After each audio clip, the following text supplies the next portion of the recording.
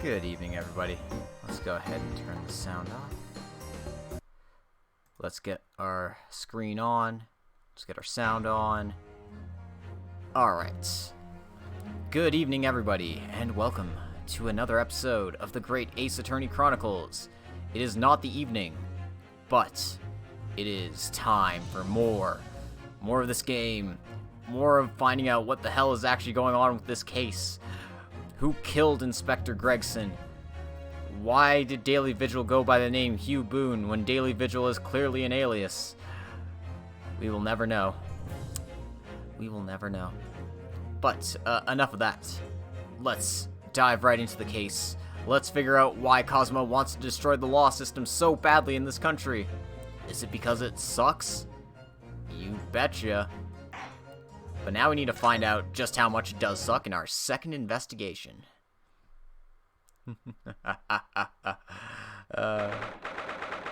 I did like the witnesses in the last case, the Red-Headed League, DeRosso and DeRossi.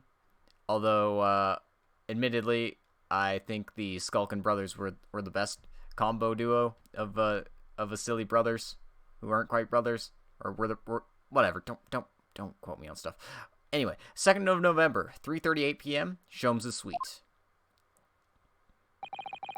I still can't quite believe what just happened. I know. I inquired with the bailiff after the court session was adjourned, and it seems Mr. Vigil was taken to hospital to recover.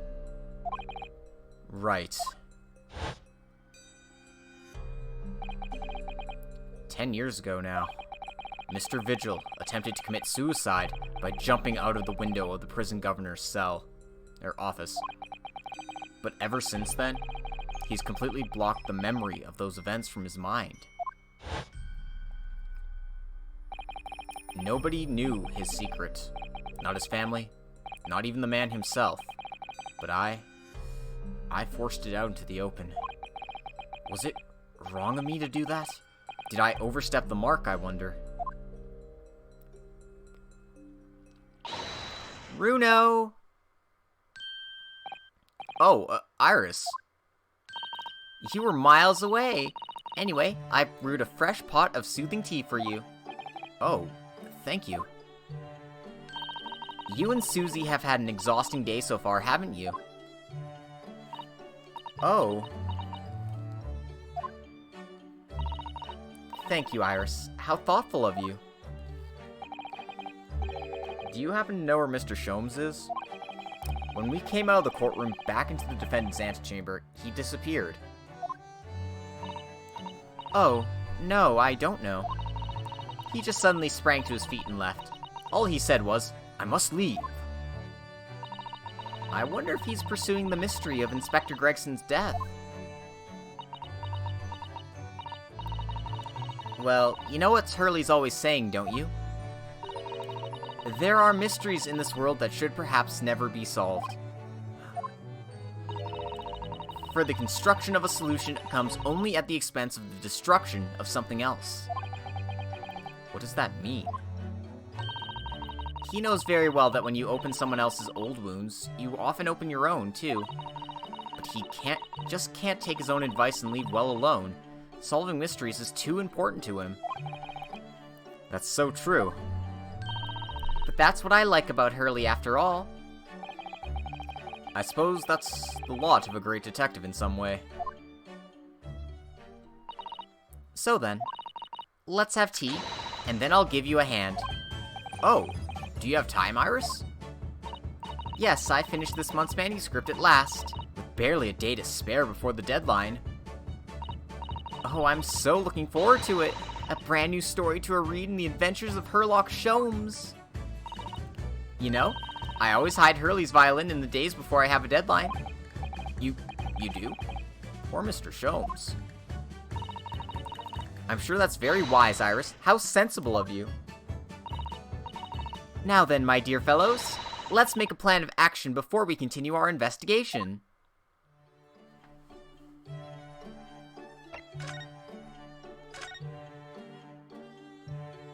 Alright, let's converse.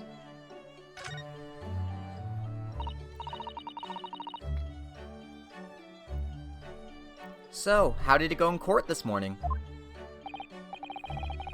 Well, we still don't know the truth about what really happened, but one thing's increasingly clear. Lord Van Zeeks definitely didn't do it. Oh, goody! Yes, that's right. We managed to uncover several new facts as well.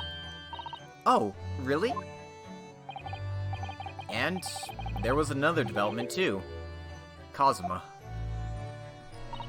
Yes, it's quite clear now that Kazuma-sama is not himself. The way he's acting, it's almost as if he's possessed. I know.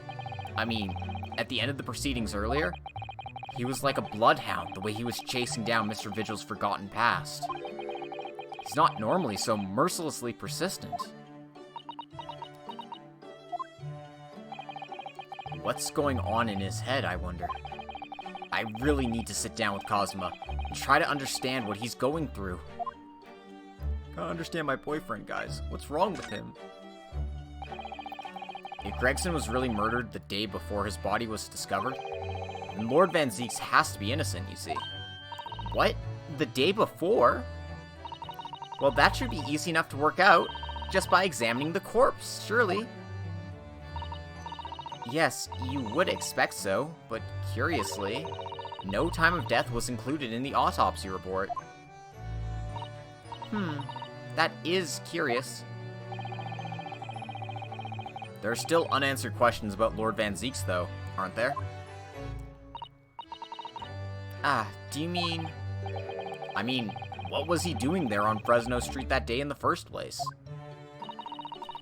Well, according to the man's testimony, he said he was investigating Inspector Gregson, didn't he? And it turns out that little room was actually the inspector's secret office. Oh, that sounds like it has all the makings of a wonderfully devilish plot. But then, why was that notice board in there covered in all those particular papers? Papers about cases with a link to the Reaper. I'm starting to get a bad feeling about all this. Oh dear, that sounds more like something horribly devilish. We must start by looking into Inspector Gregson's movements of late.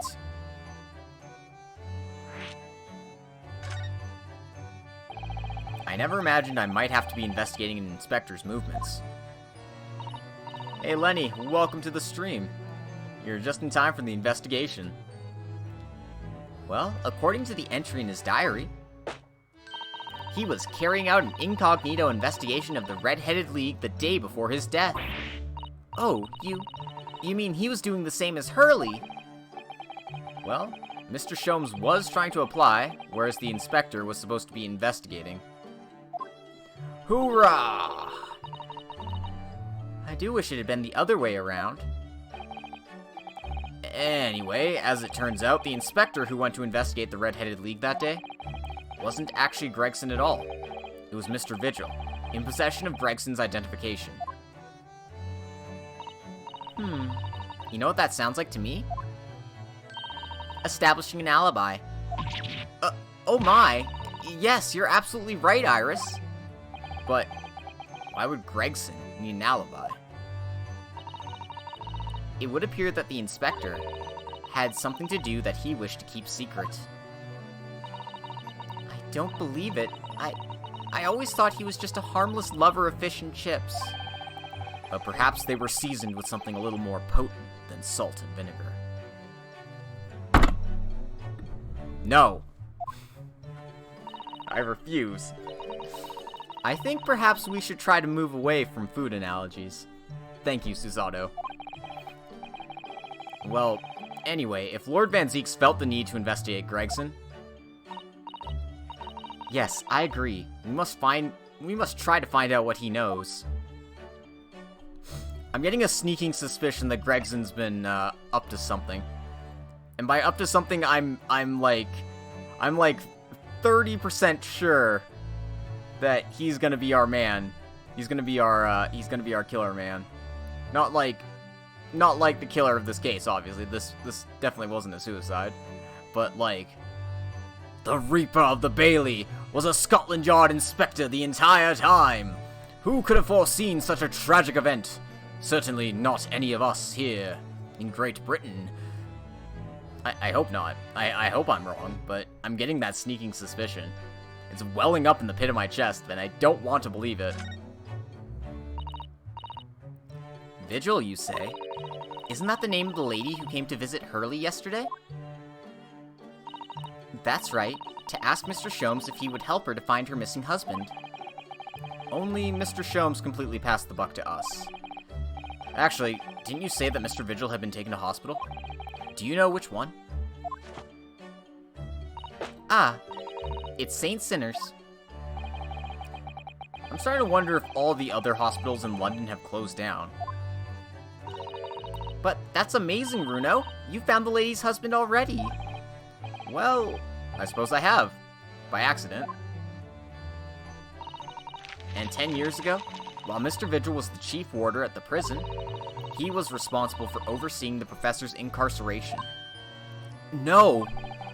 So, when the convict escaped, he was held responsible and immediately dismissed. Oh, sometimes I really don't want to grow up. There's more. For 10 years after that, while he was ostensibly working as a peddler, he also had another secret job. He was paid by Gregson to be a stand-in, to impersonate the inspector. To impersonate Gregsy? But why? I have absolutely no idea. Ginny was right. I'm starting to think all adults are up to no good now. Including you, Runo. I haven't paid anyone to impersonate me. That means he has ties to the professor and to Inspector Gregson, though. So I do think we ought to pay a visit to Mr. Vigil, don't you? Back to St. Sinners, then. Tell me, Gregson, what is your secret? Nobody cared who I was until I ate the fish and chips. You were merely adopted by the fish and chips. I was born into it, molded by it. The first time I tasted tartar sauce, it was blinding. Okay, I'm sorry. Well, I think it's clear what we need to do, isn't it? Let us investigate, my dear fellows. Oh, Iris, you're even more enthusiastic than usual today. If anyone has anything to hide, my special Wilson shooting iron will soon set them straight. That water pistol. It's stuffed full of a piping hot extra special blend of mine. Then I'm quite sure it'll be very effective. I'd better be careful not to hide anything. Well, it feels a little strange that Mr. Sholmes is nowhere to be seen, but still. It molded me into the person I am today. I live and die by the chip. Let's go and see what we can find out. Yes.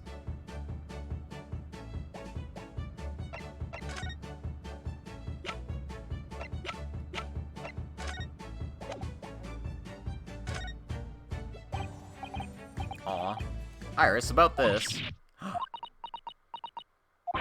Oh no. What was I thinking? Why on earth did I show her that? Poor Gregsy. Wow. I feel like an asshole. I'm sorry. I'm sorry, Iris. I didn't mean to. I didn't mean to. You know what? We could do things in order, but let's talk to Dio and Gaius. How dare I? I know, right? 2nd of November, British Supreme Court, Lord Chief Justice's office. No arguments, Prosecutor Asogi. You will continue with the trial exactly as I instructed. Is that clear? Perfectly. It's Kazuma-sama! Defying Lord Strongheart by the sound of it. He never did know when to back down.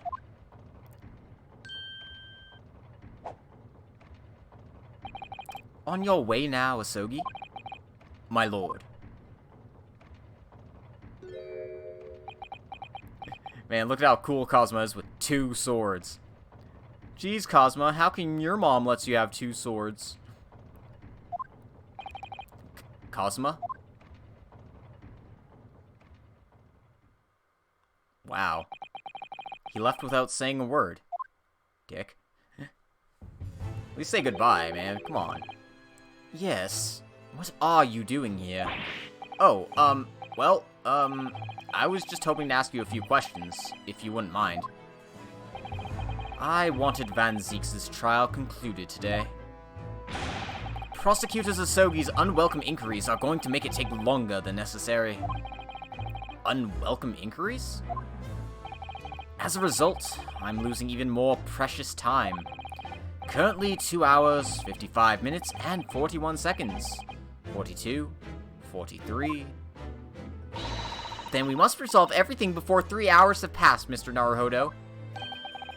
In a miraculous not even 5 minutes. Anyway, I can't let the man's obvious bad mood put me off. I need information. And Cosmo's hella depressed.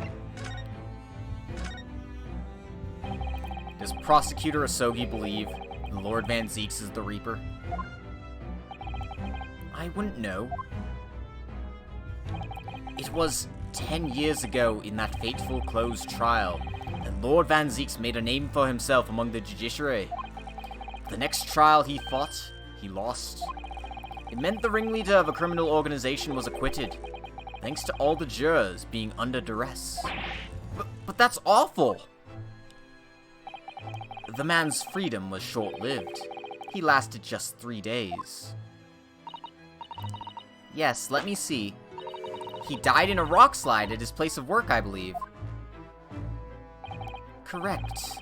And that was the inauguration of the Reaper of the Bailey. And people believed Lord Van Zeeks was responsible? He was brought to trial himself, but it was shown to have been an accident. So he must have had a solid alibi then. Nevertheless, the mysterious deaths continued. In total, 16 persons perished in unusual circumstances, ostensibly at the hand of the Reaper. That's a long run of coincidences. Well, the Reaper's true identity may well be revealed by this trial, and the impact that revelation would have on the British public cannot be understated. Is that why it's a closed trial? Precisely. This country hasn't seen a closed trial for 10 years. So the last one was the professor's, the trial of Genshin Ahsoki. Correct. Actually, we heard that originally you were going to prosecute that trial yourself, Lord Strongheart. Van Zeeks entreated me to relinquish the prosecution to him, that he might avenge his brother's death. And here we are, 10 years later. With the son of the man Van Zeeks had condemned, now looking to avenge his father's death in the same way. They do say that what goes around comes around. However, it would seem that the new young prosecutor is harboring some ulterior motive as well. Cosma is. I like my organization to run smoothly, in the exact manner that I prescribe. As with the giant clock in here, I won't tolerate a single cog being out of step with the others. Oh, so that's what all these gears are about in here. If the young man refuses to mesh with the other parts of my great machine, I will be forced to take steps. What do you mean? Not something with which you need concern yourself. In any case, all your questions will be answered tomorrow.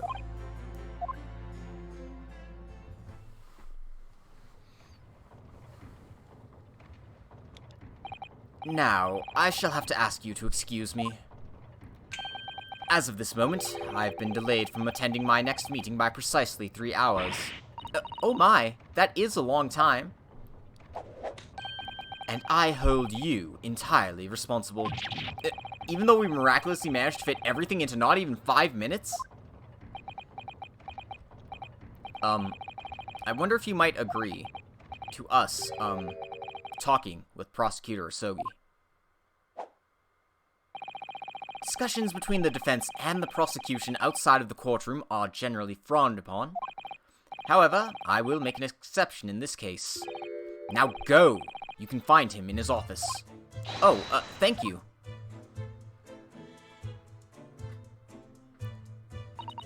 Let's go to see him at once, Mr. Naruhodo. Cosmo's my best friend in the world, but I'm really not at all sure I know how to talk to him about this at the moment. Don't worry, we'll figure it out as we go. I'm sure we'll be fine.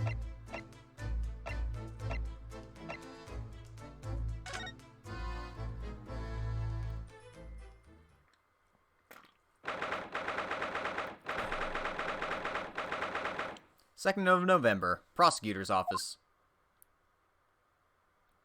He's not in his office, he's in Van Zeeks' office. So, this is the office of Prosecutor Ahsoki now, is it? Kazuma-sama is doing so well for himself. Even though he's always forced to kneel on the floor Japanese style in that dark corner. It's his habit to sit Seiza style whenever he's working.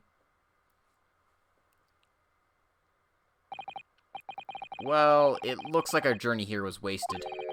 The prosecutor appears to be out. Perhaps we should discuss things with another prosecutor we know first. Alright.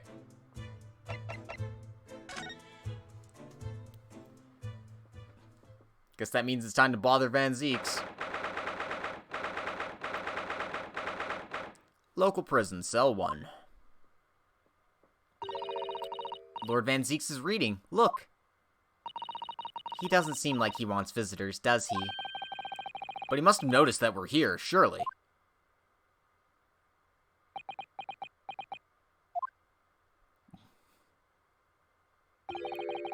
What do you Nipponese want? That's no way to greet the lawyer who's trying his hardest to prove your innocence, is it?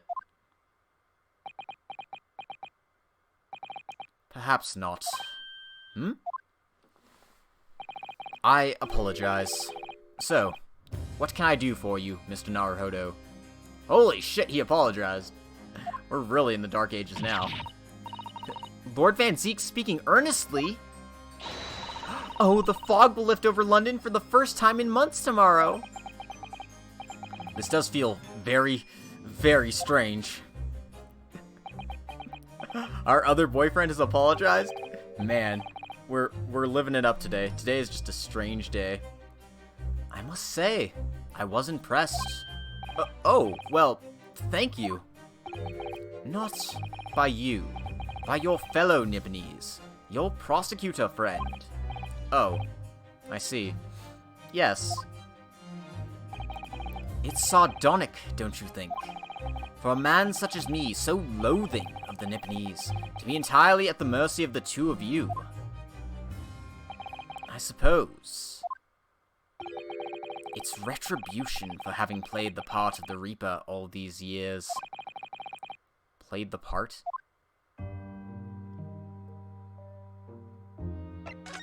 Look, we need answers, my dude. Spill. Spill your hallowed wine all over this floor.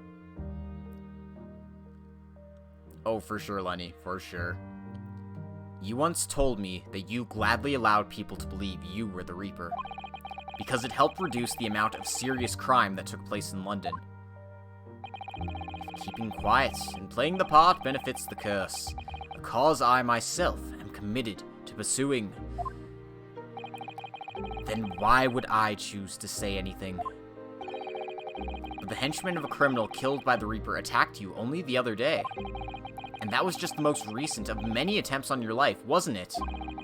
Someone is clearly profiting from your silence about all this. Someone is using you! Believe me, ever since the Reaper first appeared, I've been doing my utmost to expose him. Or rather, expose the organization. It's a whole organization? It's inconceivable that all of these accidents were orchestrated by one man. No. The Reaper always appears to have very accurate information about the accused in each case. which can only mean that somebody at Scotland Yard is involved. Someone at... You can't mean... It's taken me many years, but I've finally identified the central figure in this Reaper organization. Tobias Gregson. No! No! No! I called it. I hate that I called it. Gregson? The Reaper?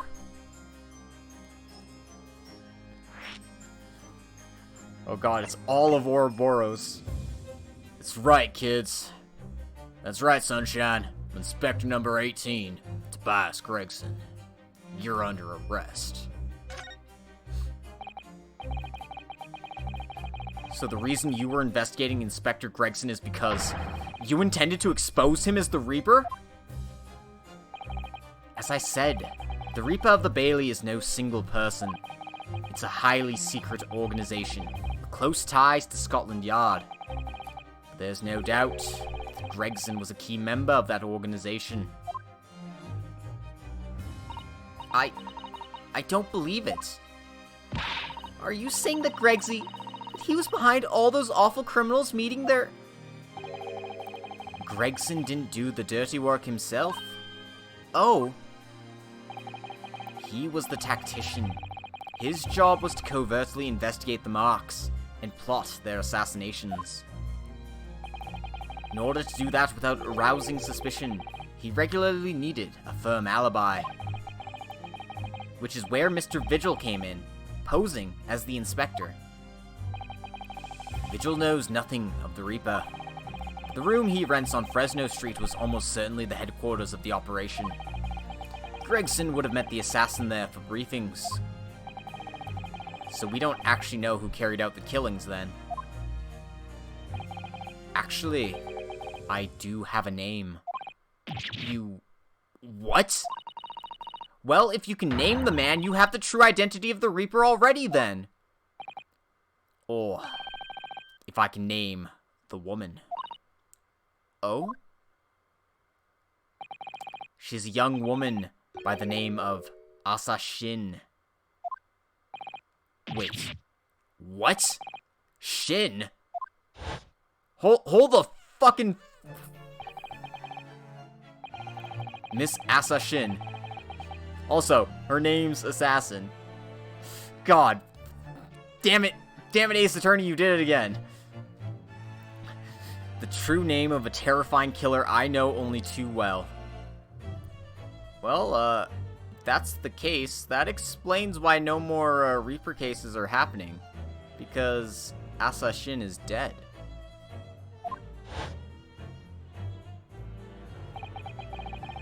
It took you longer than you care to admit to realize the pun in Asa Shin? Oof. that makes sense. Like, I guess if you're reading it as, like, Asa Shin, you wouldn't, like, notice it at all. She came to Japan posing as a visiting student and murdered Dr. John H. Wilson. Then, just when it seemed that diplomatic protection would help her escape Japan and conviction, the mysterious woman was herself murdered in a small summer beach hut. And that woman was actually the Reaper of the Bailey?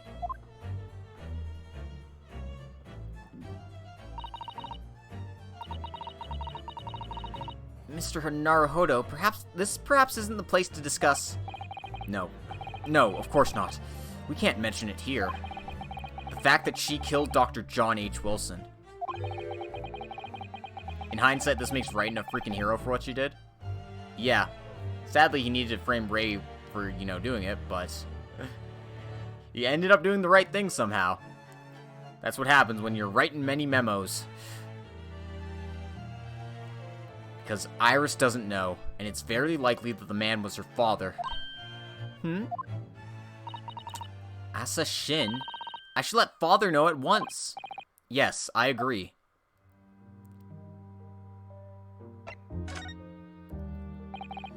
Kazuma, isn't it? Kazuma Ahsoki. You say he's a friend of yours. My best friend. He's the whole reason I got to come to Britain. It was all on his merits. I have nothing but respect for him. Maybe something a little extra for him, too. Teehee. Yes, I understand that only the very best students are selected for such opportunities. And I had a fine demonstration of how sharp he is in the proceedings earlier today. He missed nothing. In fact, his flawless performance very much reminded me of his father. Genshin Ahsoki, the professor. That you did, Lenny, that you did. It's true that the aristocracy at the time was the root of numerous grave societal problems. They were abusing their power, playing with the common man as pawns in politics, in economics, in war. In many ways, Ahsoki was carving out a kenka from society that we British couldn't deal with ourselves. Oh, I see. But that's precisely why it makes no sense. Clint Van Zeeks was a noble and upstanding man. He wasn't corrupt. Why did that damned Nipponese have to go and take my brother's life? Maybe your brother was corrupt. In spite of having once saved mine. He saved your life? How did that happen?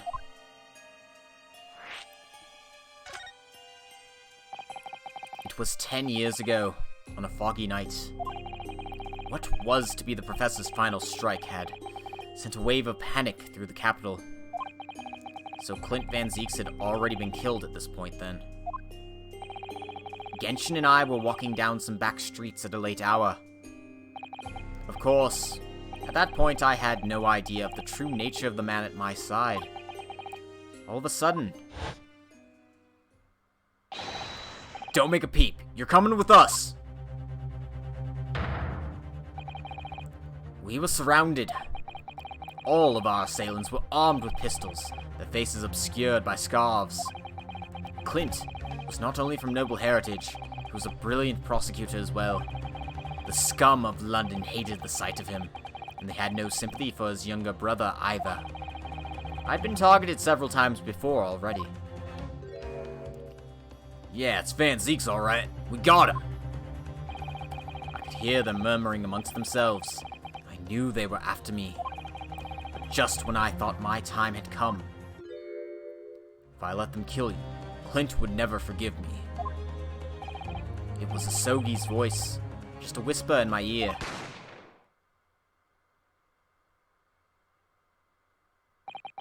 After that, I don't remember exactly what happened. The next thing I knew, there was silence all around. Genshin lay on the cobbled street. Blood was seeping from his left hand. He'd shielded me.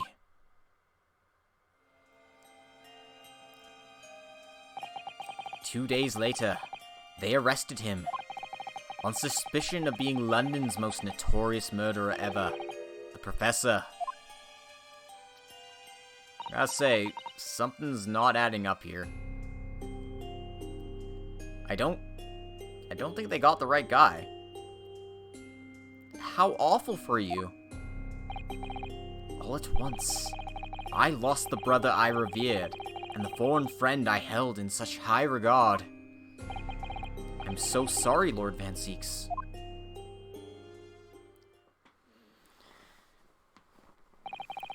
That's the end of my miserable tale. I never thought I'd recount it to anyone. Well, thank you for confiding in me. The Professor, the Reaper, and Inspector Gregson. I wondered just how intimately related they all are. I still can't quite believe that Gregson was essentially the Reaper, giving assassination orders to Giselle Brett. Mr. Naruhodo, let's go and inform my father. I'm sure our government will want to hear about this new information. Oh, that means I get to meet your daddy, Susie? Hooray! Yes, alright. Let's head back to the Great Waterloo Hotel then.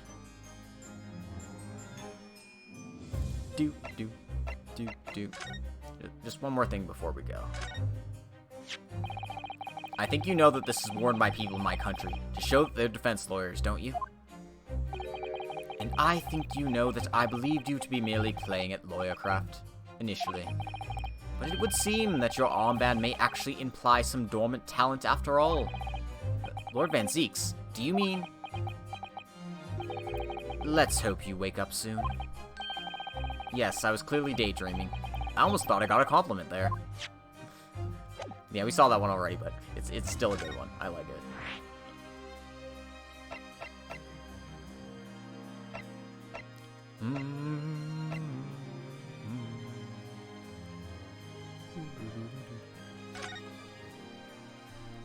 I wanted to vibe to Van Zeek's theme just a little bit longer.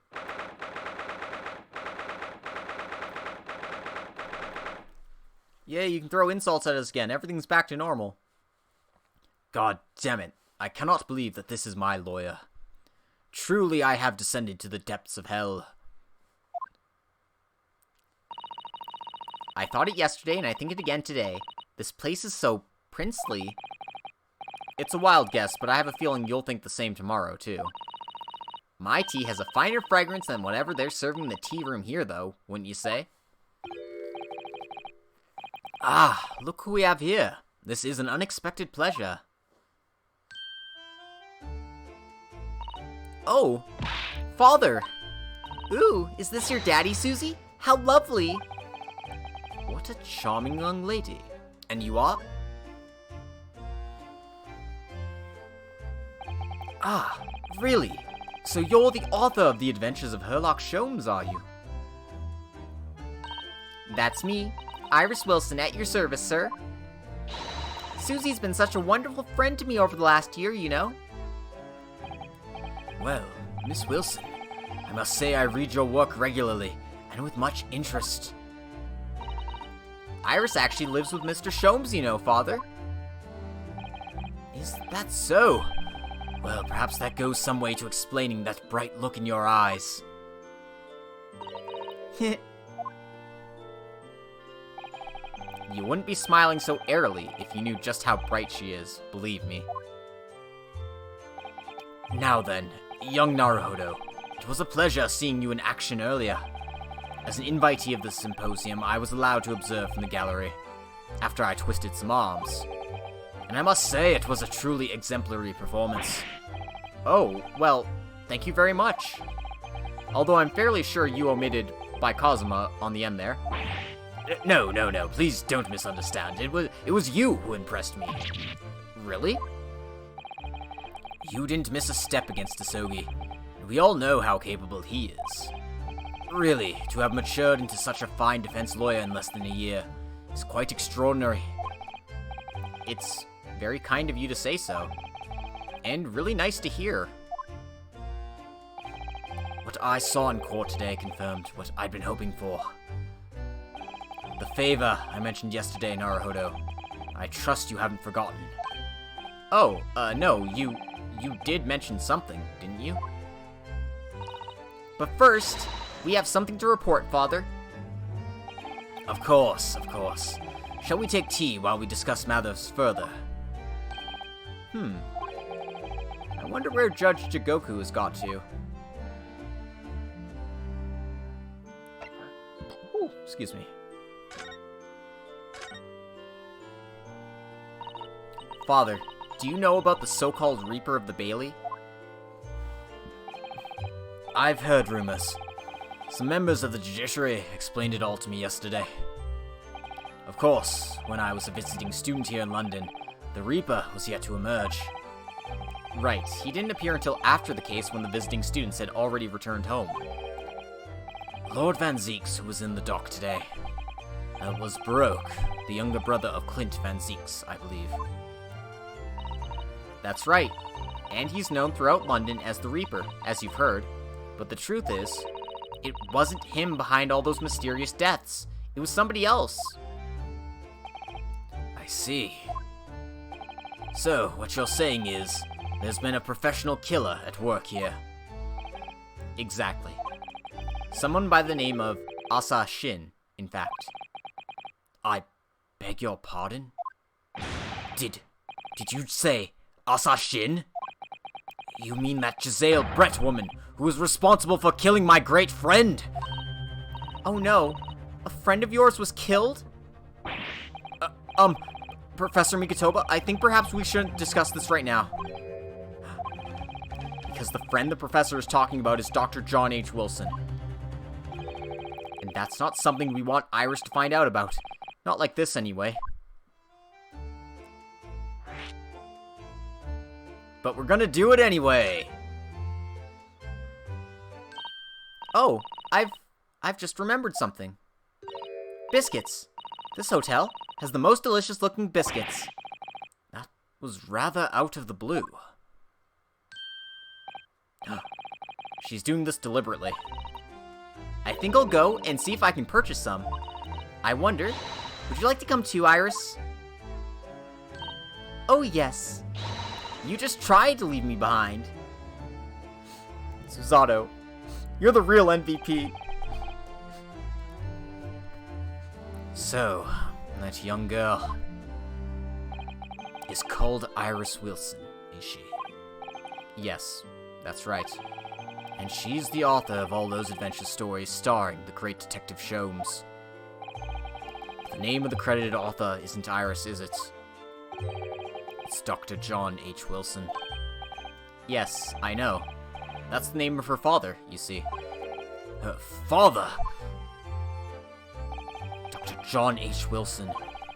I was deeply indebted to the professor. I was deeply indebted to the man for all the kindness he showed me during my time in London. That's why I was keen to reciprocate and invite him to the Imperial Yume University 4 years ago. But he was murdered last year by Giselle Brett. Why? Why would the Hand of the Reaper stretch all the way to Japan? Iris knows nothing about that case, but it seems very likely that the victim, Dr. Wilson, was her father. Well, I can't say that we ever spoke about his family, so I don't know if he had a daughter or not. But I think I can say with some certainty that he was never the great detective's partner. So, it could have been another Dr. Wilson, you think? Well, John and Wilson are both common names, after all. Still, it's probably best not to mention this to the young lady until we can be sure. That's what we thought, yes. We're back with cinnamon biscuits. Ooh, they smell delicious, Iris. I think cinnamon will go very well with the tea they serve here. Don't you, Susie? Yes, I'm sure you're right, Iris.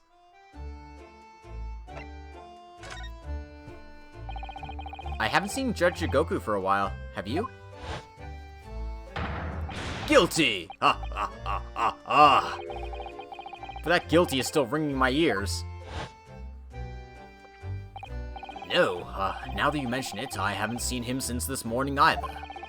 I suppose since the symposium's opening was postponed, he'll gone to have explored the great exhibition. That reminds me of something you mentioned yesterday. About Judge Jigoku having once been in the dock himself? Ah, yes. It was all tied up with that accursed trial. The closed trial of Cosmo's father. Seishiro was trying to mitigate Genshin's guilt, so he took to the stand to testify. But he got a little carried away and, actually managed to break the witness stand. Oh my! He also said some contemptuous words about the British Empire, for which he was charged. Oh dear. Although it's worryingly easy to imagine him doing that. Well, it was all alright in the end. He was acquitted, and we returned home to Japan together. Thank goodness. Ah, yes, talking of Seishiro. I have a copy of the photograph we all took together here yesterday. Here, please. Oh, what a lovely picture. It certainly seems to shout, "We've arrived in Britain!" Aww. It's cute. None of us had any idea what was coming when we took that, did we? No. No, that's so true.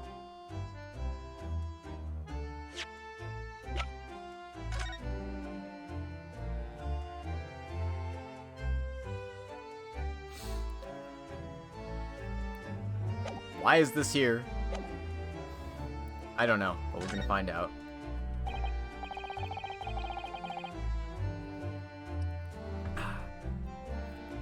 So, you mentioned a favor that you'd like to ask me. Well, this fateful trial that you're fighting. I can't wait to present it as key evidence. One way or another, it'll be over before long. And when it is, I'd like you to accompany me back to Japan. You want me to do... What?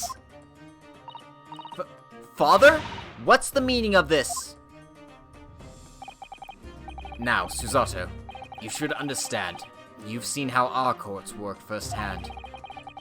Japan's judicial system is in its infancy, especially when it comes to defense. Oh, you mean...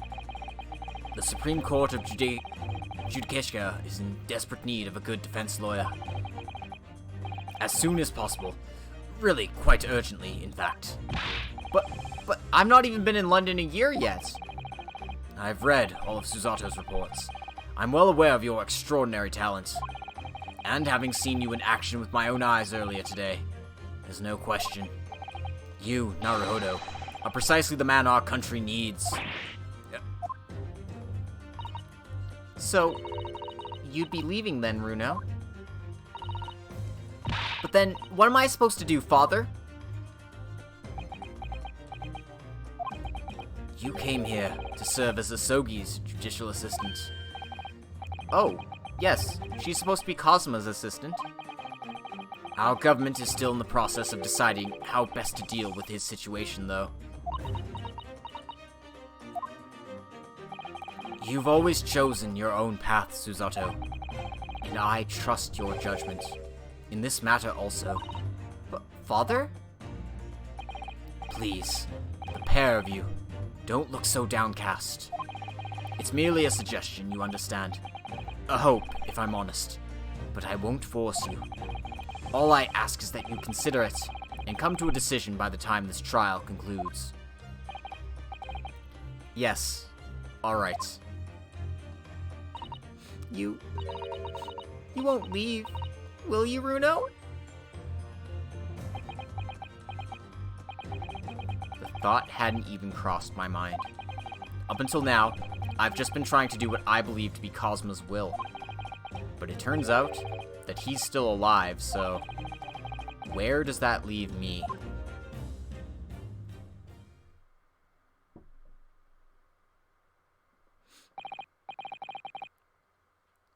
Mikotoba's a good dude. I like him. I mean, he's still sus as fuck, and I don't know what he's actually up to. Because, I mean, he's obviously still hiding shit, but, like, I still think he's a good dad at the very least. Well, if you'll excuse me now, I need to telegram government ministers and the Japanese police with this information about Asa Shin. Of course, Father. Thank you. I look forward to next month's installment, Miss Wilson. Oh, good. And please, do come to Baker Street sometime, won't you? We'd love to entertain you. I would be delighted. The best of luck for tomorrow, Naruhodo. And give my suggestion your full consideration, won't you? Yes, I will. Going back home? Never! This is our home now. You know, Cosmo-sama has always meant a great deal to my father. I'm sure he'd love the chance to meet with him and talk to him about all of this. Yes, no doubt. Asa Shin. Of course. It's so obvious. How could I have neglected to consider the possibility before now? Mr. Sholmes? Hurley, where have you been? Why, I joined you all for tea, of course.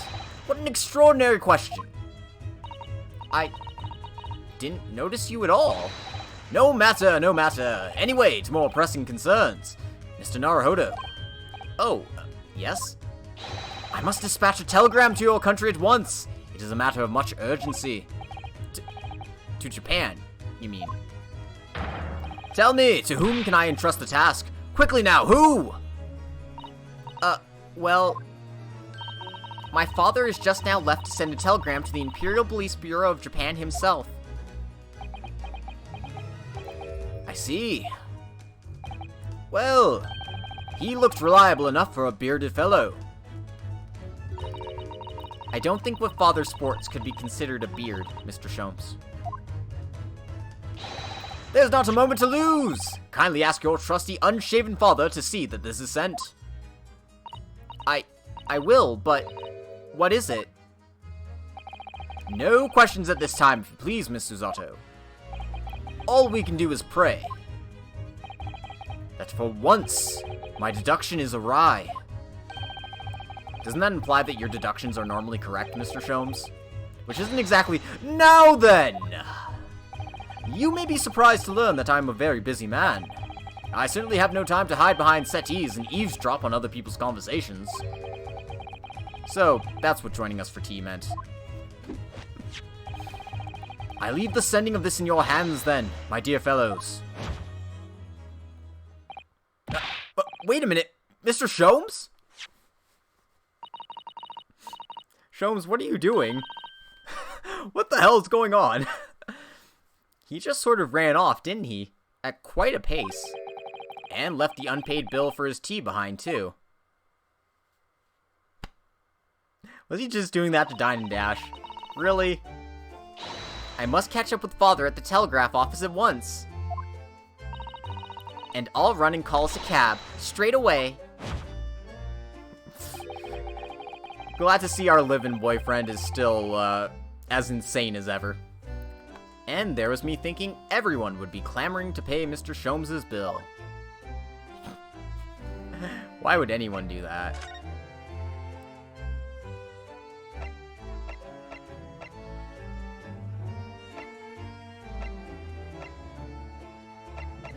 Alright, let's go visit Mr. Vigil first. And then we'll go check on Kazuma.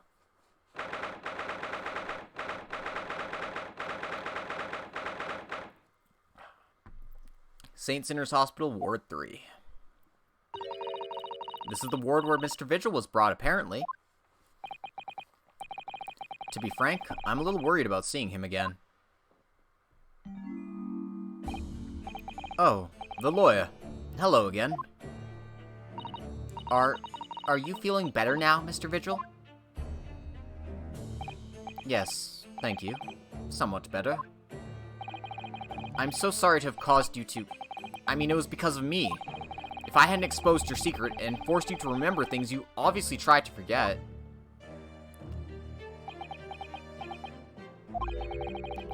The prosecutor was here until a few moments ago, too. You just missed him. Oh, Kazuma beat us to it. He said much the same as you. He was very apologetic. But the truth is, I brought all this upon myself. Hey, sorry about all that trauma you've been bottling up. My bad, buddy. I know I'm not a therapist, but, there. Yoshi. Please, don't think like that. Keeping it from Evie, my wife, all these years. I've carried such a sense of guilt. That's not the worst of it. Over time, I obviously came to deceive myself as well. You mean about your dismissal? Hey, in about 130 years, there will be a therapist that could help Vigil. Yup. And one who could defend him in court, quite possibly. Well, she might need a few more years for that. But one day, Athena Sykes will be Ace Attorney. Looking back now, I'm beginning to think that perhaps Inspector Gregson didn't stumble across me by accident at all. I mean, he compensated me so generously for acting as a stand-in. He was clearly concerned for my well-being and doing what he could to help. So perhaps Gregson knew exactly what had become of Mr. Vigil all along then. I'm sure this is just desserts for 10 years of lies and deceptions, but... It wasn't me that helped the professor escape 10 years ago. It wasn't me! I swear it! I swear it's true! Oh, Mr. Vigil. I'm sure you'd rather not dredge up even more from your past at this time, but if possible, could you tell us exactly what really happened? Hey man, I know I feel bad about asking you this, but I really freaking need to know. So stop being a pussy and tell us. I want to. I need to get all this off my chest. I just want someone to tell me what I should have done.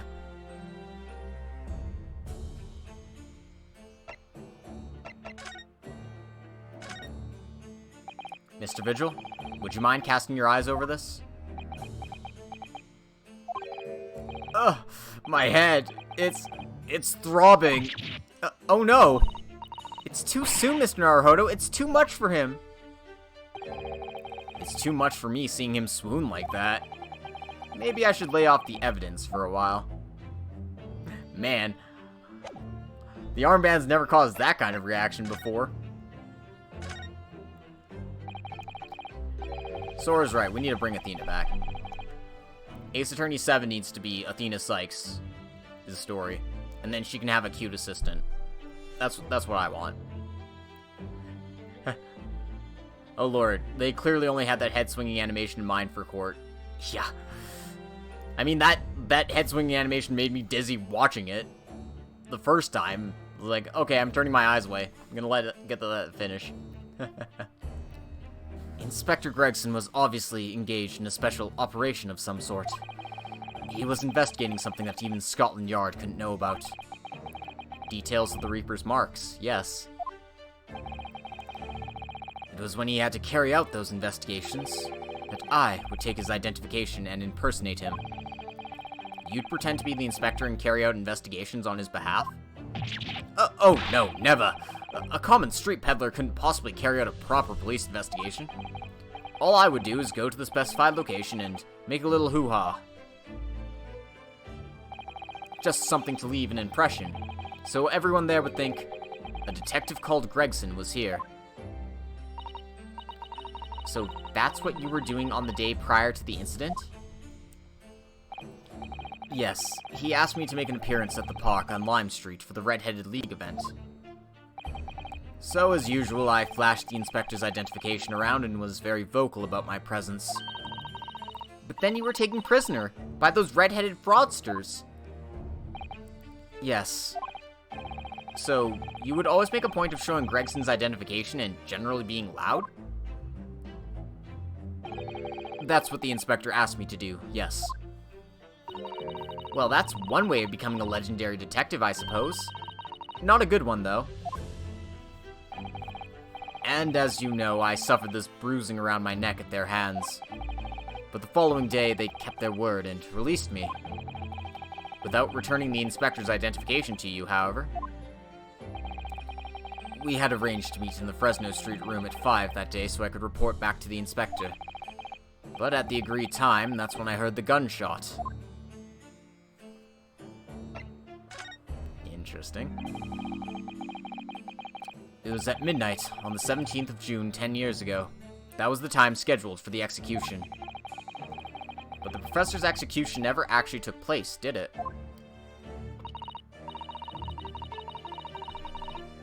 Or rather, the execution itself must have been used to affect the plan of escape. I hardly dare to imagine what a chilling plan it was. Barclay was renowned for being the highest security prison in the country.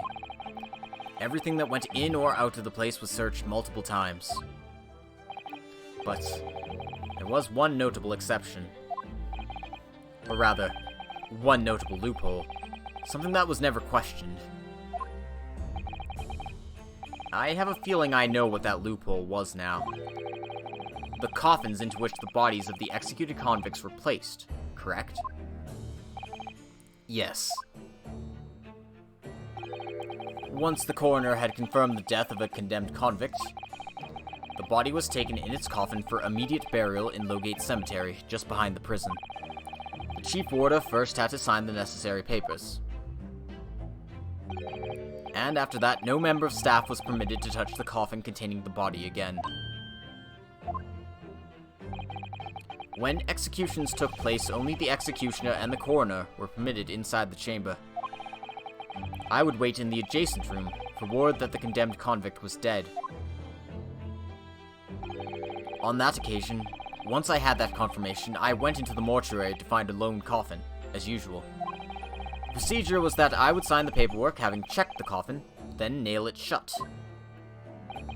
But for some reason that day, the coffin was already nailed shut. No! I didn't think anything of it at the time. I assumed that my deputy must have checked the coffin and nailed it shut before I arrived. So, you mean, the coffin contained... Yes.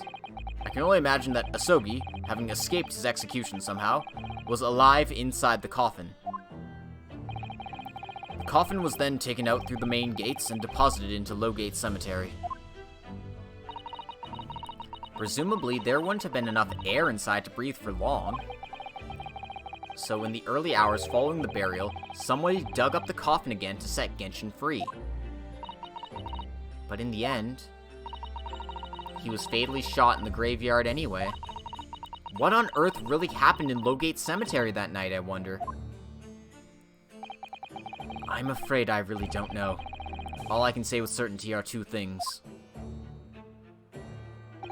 Ahsoki couldn't possibly have escaped that way without help from somebody working in the prison. And that somebody was not me.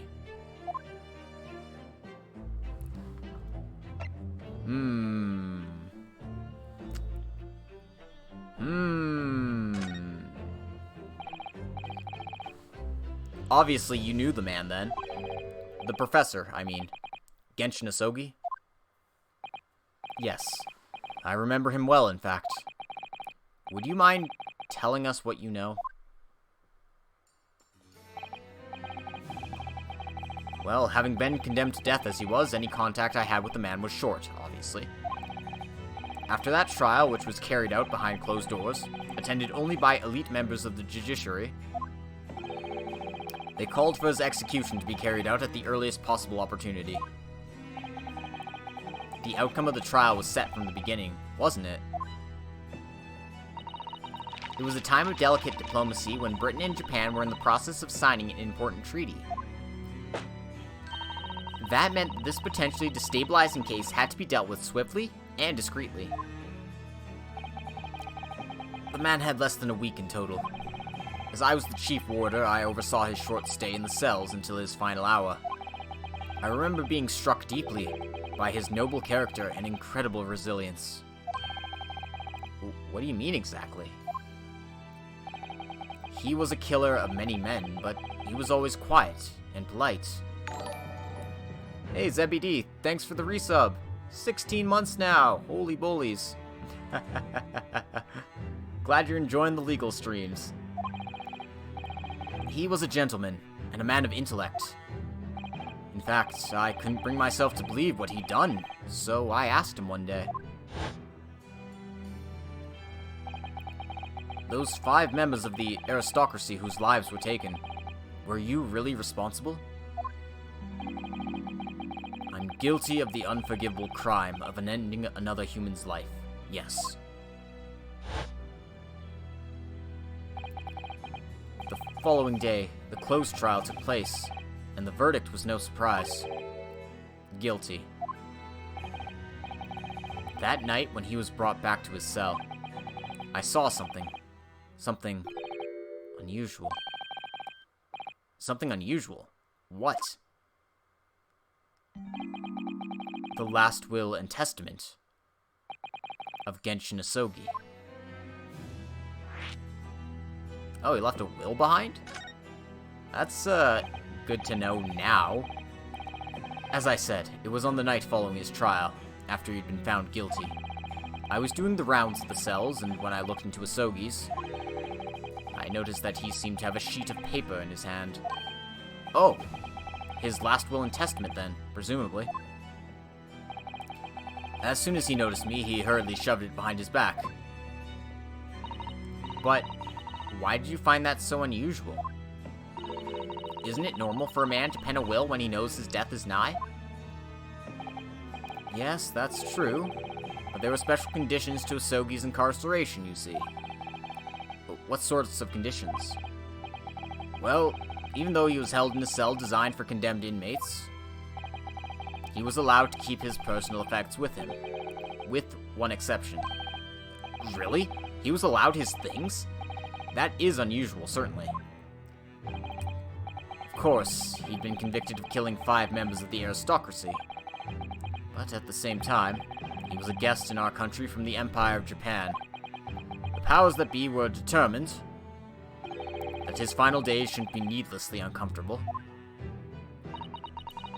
And what was the exception you mentioned to the personal effects he was allowed?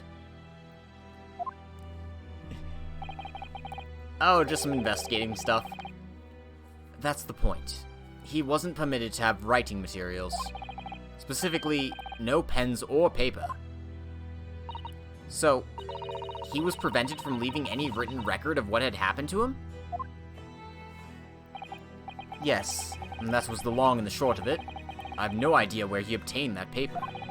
Any writing materials would have been confiscated from him upon his incarceration. As I said, he hid the paper behind his back, and then he pleaded with me. What did you just hide behind your back? Please. Please turn a blind eye. This is my lifeline. But you know it's against the rules. You're the only person who's seen. If you just agree to keep quiet. Alright then. But what's on that paper? A last will and testament. This will is the only weapon I have left now.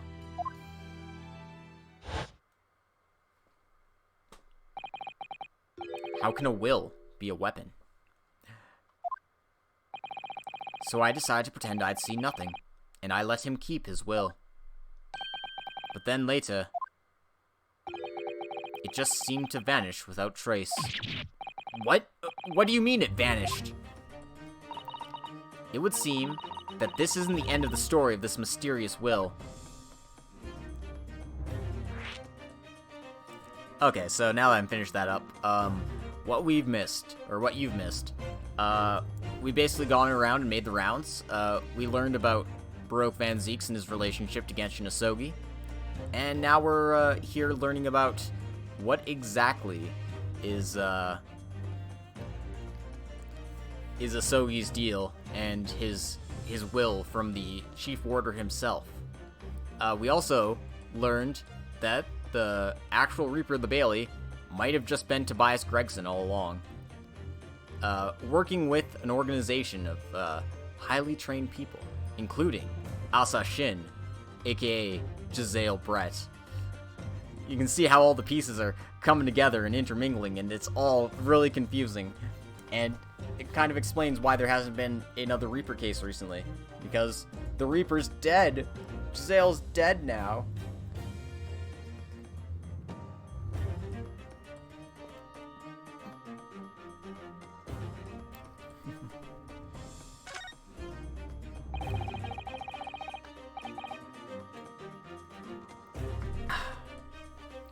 I was the only person who saw Ahsoki's will, but somehow it disappeared.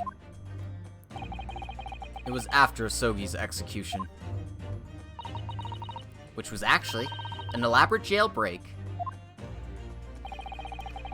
The warders gathered up Ahsoki's possessions that were in his cell. They were all to be sent back to his family home in Japan, you see. To poor Kazuma-sama. And you're saying that it wasn't anywhere to be found among his personal effects? The will, I mean. That's right. Though I didn't search through them myself. But Governor Kaiden was livid. He was screaming, "It cannot have disappeared completely!" That doesn't quite make sense though, does it? In what way?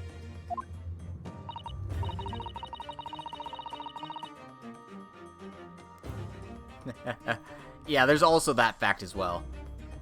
I mean, so Seki and Gina were completely innocent. Oh, but, yeah, no, that That's right, that doesn't explain how McGilded got torched. Or no, it does. That was just karma. And I mean, hey man. Karma's twisted, my dude.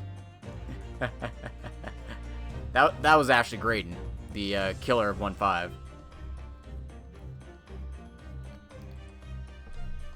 Well, we'd understood that only Mr. Vigil was aware of the will's existence. Exactly. Odie Asmund. Happy outside coincidences. You know, he's just... Like, part of this is just Broke Fan Zeeks is incredibly unlucky and the people he prosecutes get into trouble. But at the same time, there's also some nebulous coincidences behind the scenes. And by coincidences, I mean nebulous characters. Well, we'd understood that only Mr. Vigil was aware of the will's existence. In which case, how did the prison governor know to look for it? Oh, yes, you're right! I really don't know how he knew, but it certainly seemed as though he knew of the will's existence from the outset. Only he didn't refer to it as a will. What he said was... the Asogi Papers. The Asogi Papers? I'm beginning to think Kaiden might be responsible for this whole giving him writing materials thing. I assume that's where we're going with it, but, you know. Hey, I really can't tell you anything of the subsequent events. Because, well, of what happened. Your dismissal, and the way you blocked it all from your memory. I'd forgotten all this until today. I don't suppose it's relevant to the case, though. Well, anyway, thank you very much for sharing it with us, Mr. Vigil. We're very grateful. Ooh, excuse me.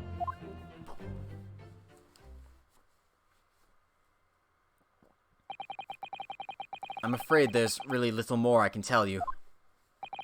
My wife Evie will be here shortly, so I do hope I don't appear rude, but... No, not at all. Thank you again. But what will become of you now? Well, impersonating a police officer is a criminal offense, of course. I imagine that once I'm fully recovered, I shall be arrested. I'm so sorry. Don't be, please. This was all my own doing. I always knew that this day would come. Well, I wish you well. Goodbye, Mr. Vigil.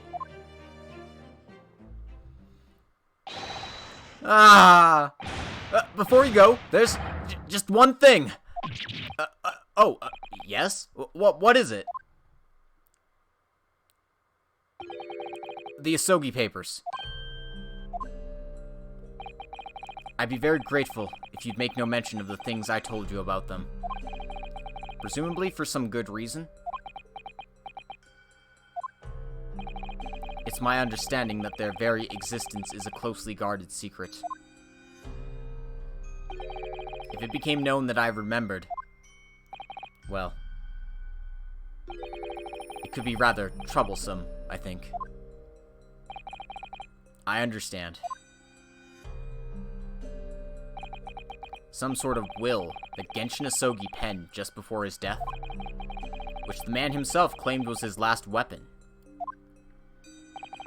I wonder, perhaps it had something to do with his plan to escape.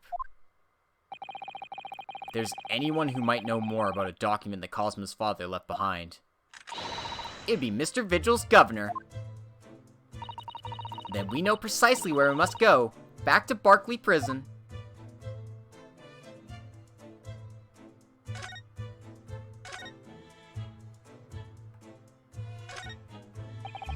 Oh look, a pair of crutches. Before we came to Britain, I hadn't realized they were used here as well. I imagine they were imported into Japan from Great Britain in the first place. Oh, so no one in all of Japan broke a leg before their arrival? Anyway, the sight of these things doesn't bring back good memories for me. Oh dear, did you injure yourself once and need to use some? When I was little, I thought they looked fun, so I borrowed a pair to play with. Then I slipped and sprained my ankle. I see. They contain powerful magic, those wooden staves. The power to heal, and the power to harm.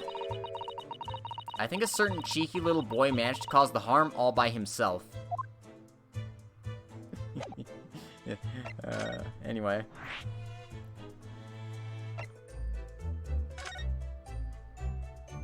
I could check on Government Cotton, but I want to check in on our boyfriend first.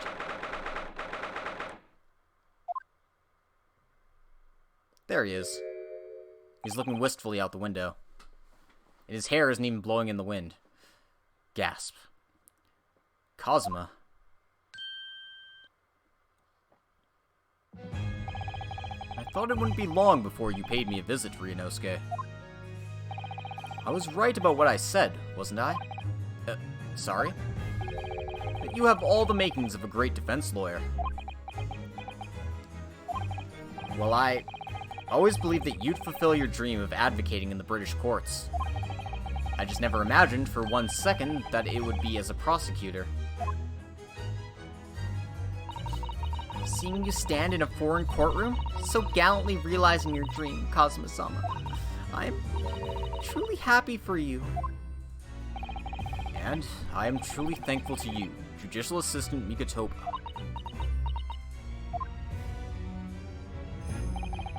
Ryunosuke, I always thought it would be fun for you and I to shake up the British legal system a little together. This isn't quite how I envisioned it, but I suppose it's just another twist of fate. I've learned a lot of things during my time in London. About how Suzato-san's father was a visiting student himself here once, along with Judge Jigoku. And about what happened with your father. Then you'll have no difficulty understanding why I had no choice. Why I had to find a way to get to Britain as a visiting student myself. I want to hear it from you, Cosma. As you wish, Ryunosuke Naruhodo.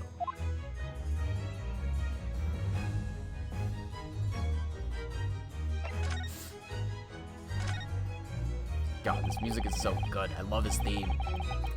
It's getting on for a year now, since what happened on the SS Beria. We were heading across the oceans from Japan to Great Britain, when a bizarre series of coincidences led to those tragic events. Oh man, that's such a bad typo, I'm sorry. I thought I'd lost my best friend forever.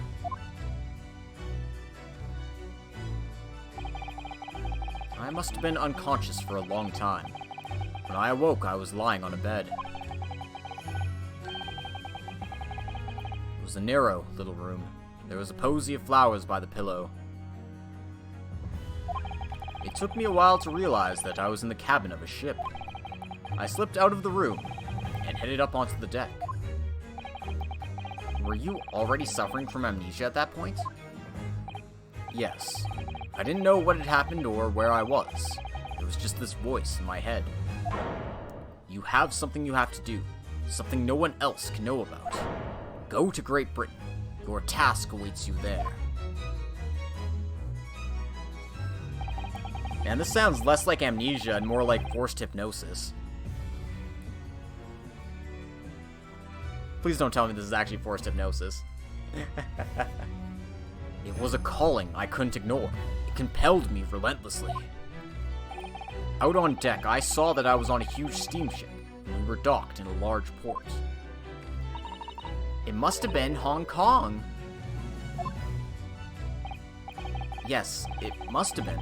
Presumably just before they were due to carry your body off the ship. I had no idea of the situation, but I did have the feeling that this was in some way my last chance. So I concealed myself among the disembarking passengers and went ashore. Whenever I see Gaius, I'm gonna play this theme in the back of my head now. Yeah, that's probably fair. Revival of the Dominion. Gaius Wurzel. Then I disappeared into the crowded streets of that foreign port city, so I could plan my onward journey to Great Britain.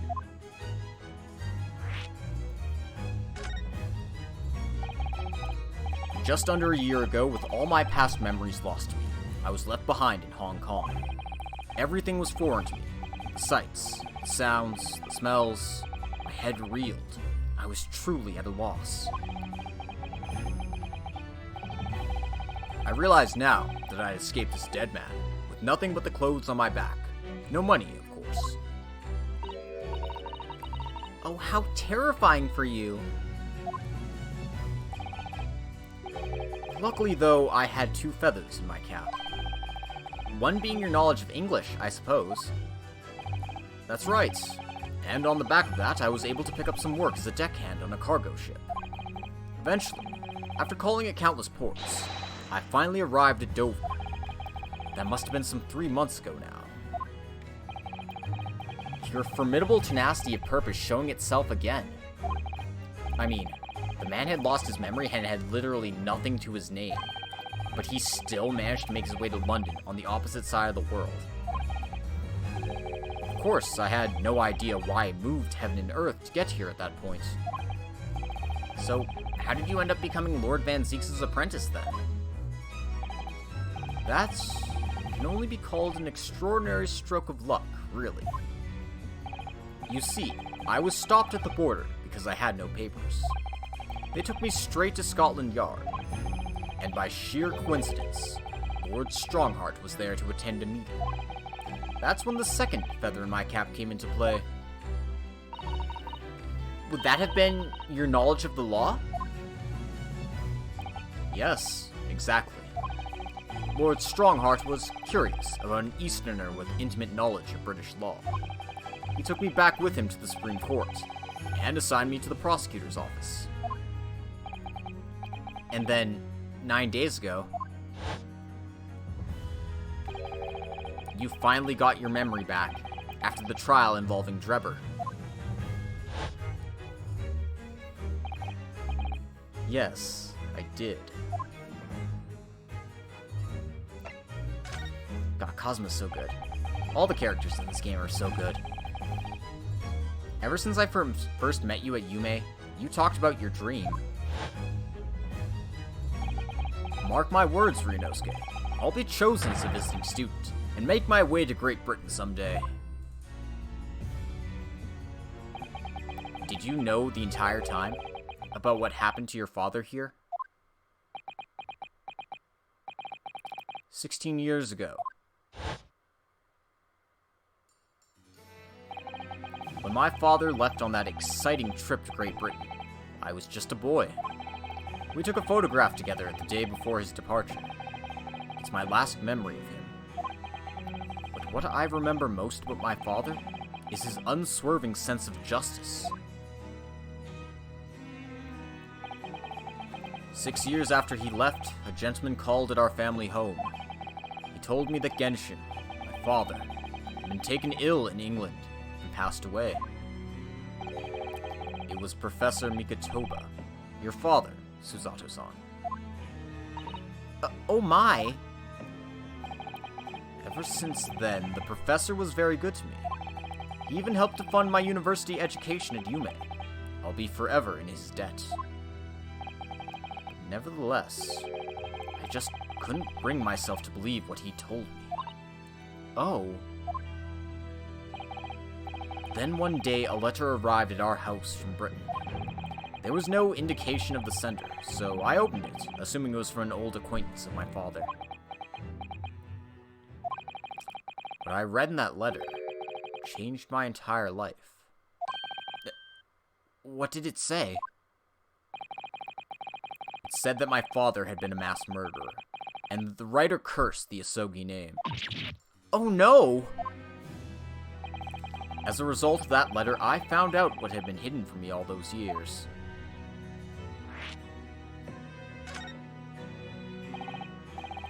Presumably, the letter was sent from a relative of one of the victims. If whoever it was had been a member of the judiciary, he could have been present at the closed trial. The letter revealed that my father had been sentenced to death, executed for being a killer. I'm so sorry you had to find out that way. I imagine the British government did its very best to silence whoever sent that letter. But someone who knew the truth and couldn't bear the resentment was always going to be a problem. But still, it could have been written by anyone. Why would you believe such a thing? There was a newspaper cutting included with the letter. It was the first I'd ever heard of the professor, and his terrible killing spree. Well, what did my father have to say about the letter? I couldn't bring myself to show it to him. What? Why not? Because he deliberately concealed the truth from me by telling me my father was taken by a fatal illness. That couldn't have been easy for him, and he'd done it out of consideration for my feelings. So instead, I showed the letter to Judge Jigoku. Oh, to the other visiting student. He faltered for the briefest of moments, but then he just laughed the letter off. But in that moment, I saw it on his face. He was undeniably shocked, shaken momentarily before recovering his poise. A year later, my bereaved mother succumbed to the strain of grief, and she too passed away. That's when I made up my mind. So one day, without fail, I would cross the seas to Britain and seek the truth for myself. The truth about my father, Genshin Ahsoki. And I wouldn't let anyone stand in my way. Oh, Kazuma-sama?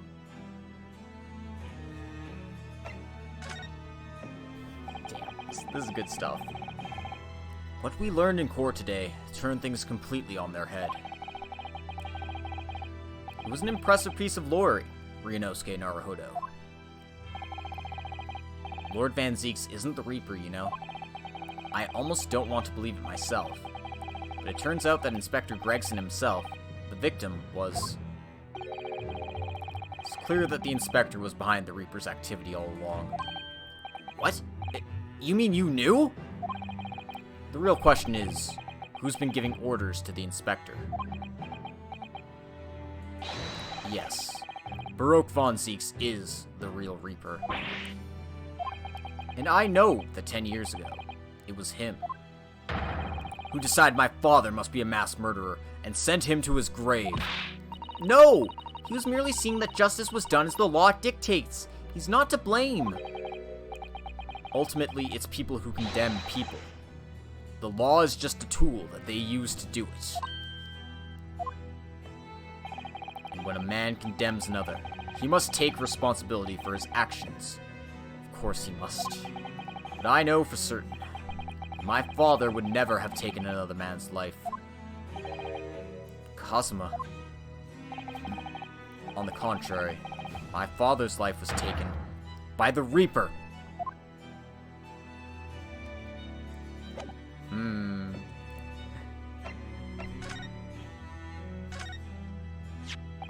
Kazuma, this is your armband.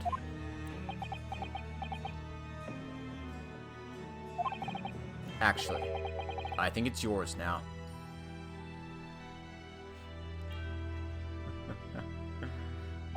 Dude is going through a lot. Sorry? You're the defense lawyer. You have a talent for it. I've always known that you would. And now you've chosen to take that path in life. As your friend, I couldn't be happier for you, or more proud. Kazuma, so you keep hold of that. Besides, I'm a prosecutor now. That armband would have no meaning for me. Well, if you're sure, thank you, my friend.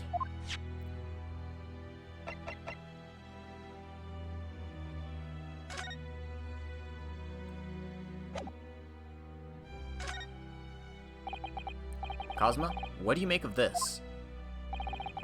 There's only one place where defense lawyers and prosecutors should discuss evidence. The courtroom. So it seems you're still confused by the situation. That's what I make of it. I get the feeling my friend's always going to have the edge over me, isn't he?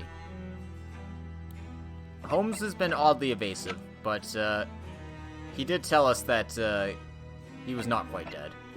Or at least we've sussed that out. Alright, well, I don't think I'll be able to present evidence to him, so... Or maybe I will.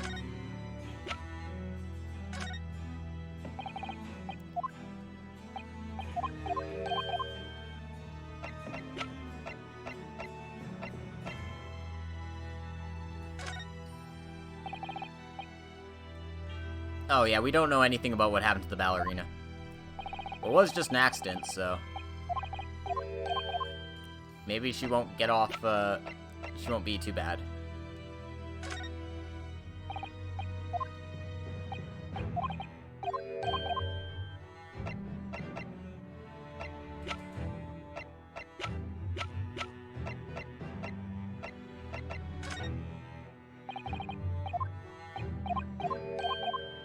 Well, the game says there's something I still need to ask him, but what probably happening is I need to go bug the prison governor first, and then I'll learn something important, and then I can give it to Cosmo.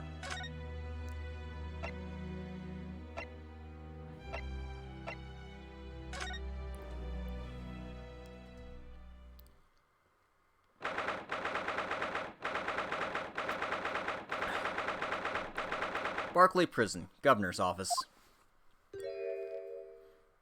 Alright, talk, big man. Ugh, back again, are ya? Yes? Hello? I've heard all about your investigations. I read the report just now. You found him, eh? Vigil. Yes, luckily. Well, anywho. Glad he does no work here no more. So your case not to do with Barclay. Would not like you. Get the wrong idea about that. Of course, yes. Mr. Vigil stopped working here 10 years ago now, so... yes, we've seen his dismissal notice, haven't we? He was given the chop. Oh, I Kimma. You can very well. So, how about a wee handcuff biscuit? Oh, they really are like little handcuffs. And as hard as irons, too. So, what's brought you down here today? Well, there's something else we'd like to ask you about, actually. Is that so? We believe there might have been a document that disappeared from Genshin Ahsoki's cell. I think it's been called the Soggy Papers or something. Dude just put that T into his pocket. Is this the real Inspector Gregson? You know what I'll say. Gregson's death is not to do with things that happened to Barclay. Leave the past in the past, laddie. Let's not futter about with irrelevant details. His expression changed completely. We're clearly onto something here.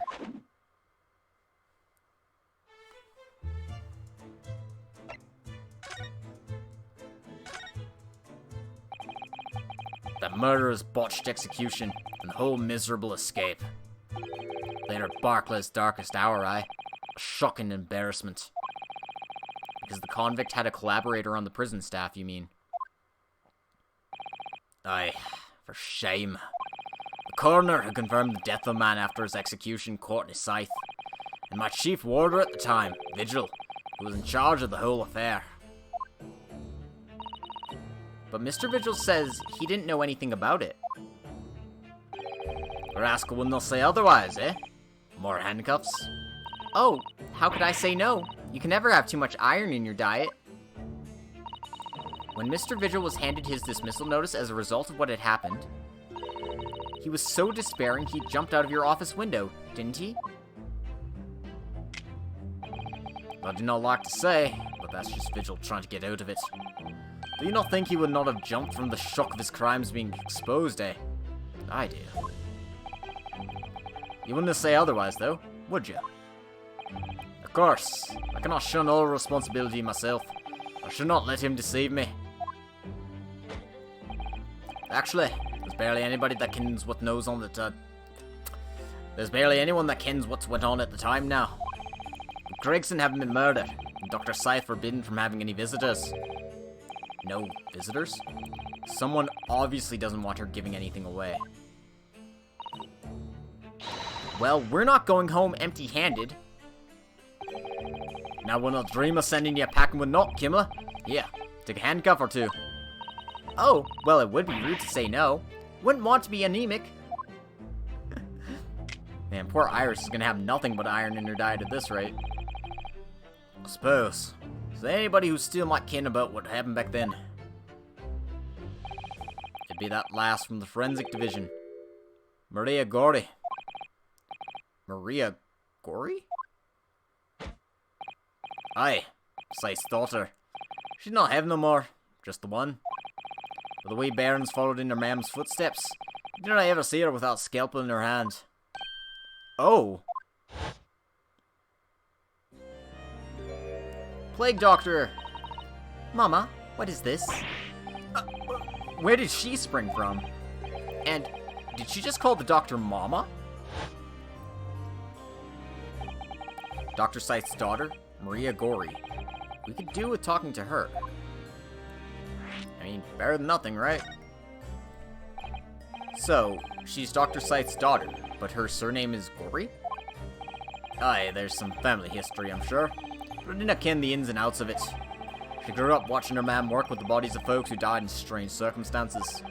She decided to do the same with her own life. I cannot understand it myself. Perhaps she was driven by a deep respect for her mother. Perhaps. Anywho, she's in charge of Gregson's autopsy, I believe. Right. And the coroner responsible for this incomplete report. Now we have to talk to her. Someone told me once the wee lassie always loved her mam's stories about cutting up bodies. There's even a rumour she used to listen to the funeral march as a lullaby. Well then perhaps her mother might have told her the autopsy from the case 10 years ago. Aye, I'd say there's a fighting chance at least. After all, that was a life-changing case for all of us. We really need to speak to Miss Gori herself about this, I think. Well, thank you very much. I'm not happy about any part of this. It took years for Londoners to finally forget the whole professor business. Can you not give up on this, laddie? Stop asking pointless questions. I'm sorry. I don't like dredging up these painful memories for everyone. Can you not just stay away now? Leave me alone. Do not come back here, eh? I still have questions to ask you, buddy. How'd you come to know about that, laddie? There's not many folk even here in the prison who've heard of those papers. Well, I can't tell Mr. Vigil told me. I'm afraid our sources must remain confidential, sir. We've been led to believe the papers are actually a last will and testament. Is that right? The professors, or rather, Genshin Ahsogi's.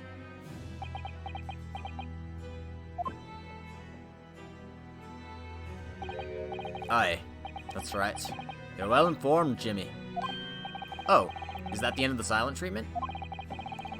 But then after the convict's execution, it mysteriously vanished from his cell, didn't it? Havers, no. You're off at half-cock there. I think you did not quite get your facts straight. It was there in the cell. Exactly where it should have been. Oh.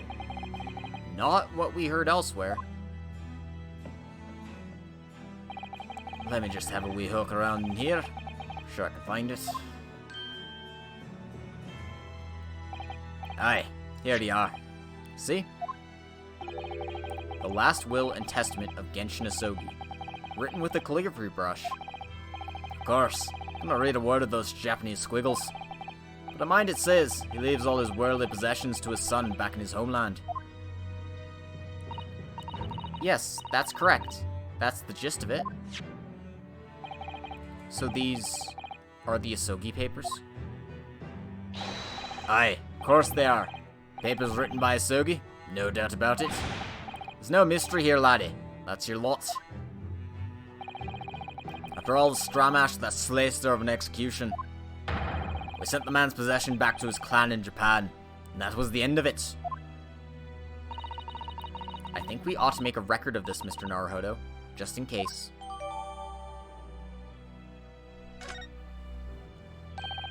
One thing before you go on your way, Mr. Naruhodo. Oh, yes. Those papers are not to do with Gregson's death. I'd prefer it if you did not make no mention of them outside this office. Or rather, I would not just prefer it. Consider it an order from the highest levels of our government. I understand. We're definitely going to be bringing this up in court. Hey, you need to keep the secret. The government doesn't like it. Oh, the government doesn't like it? When's that stop me? Ryunosuke Naruhodo. Government pushar everywhere. Anyway, let's check our court record. Let's check out these Asogi papers. I, Genshin Ahsoki, hereby request that upon my death, any and all material possessions and wealth belonging to me in London will be delivered to my son, Kazuma Asogi, in the Empire of Japan. It is with deep sadness that I accept my fate in this foreign land, in the knowledge that I will never see my homeland or family again, but I regret nothing about my chosen path. Huh. Alright.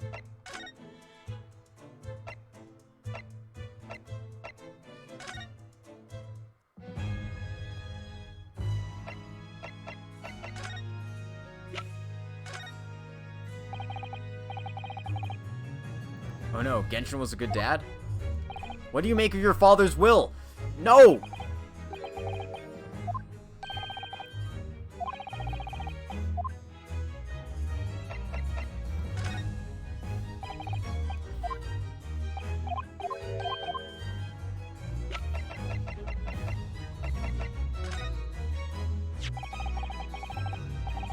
Okay, so since they mentioned the autopsy report in Kaiden stuff, I figured maybe this would be important.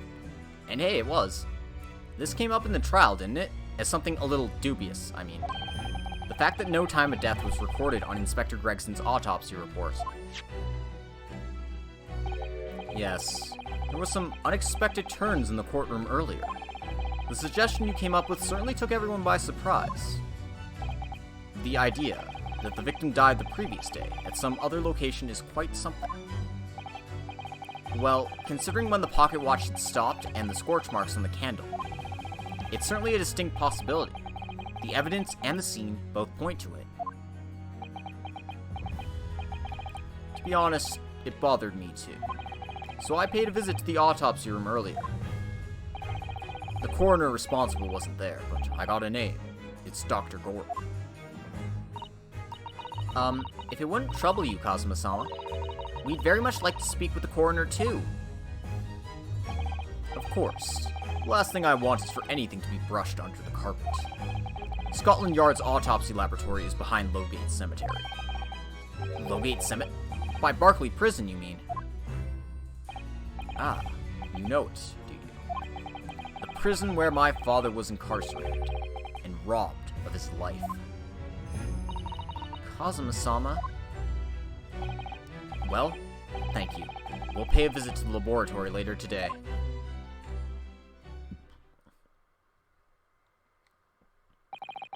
Ryunosuke, I want to thank you.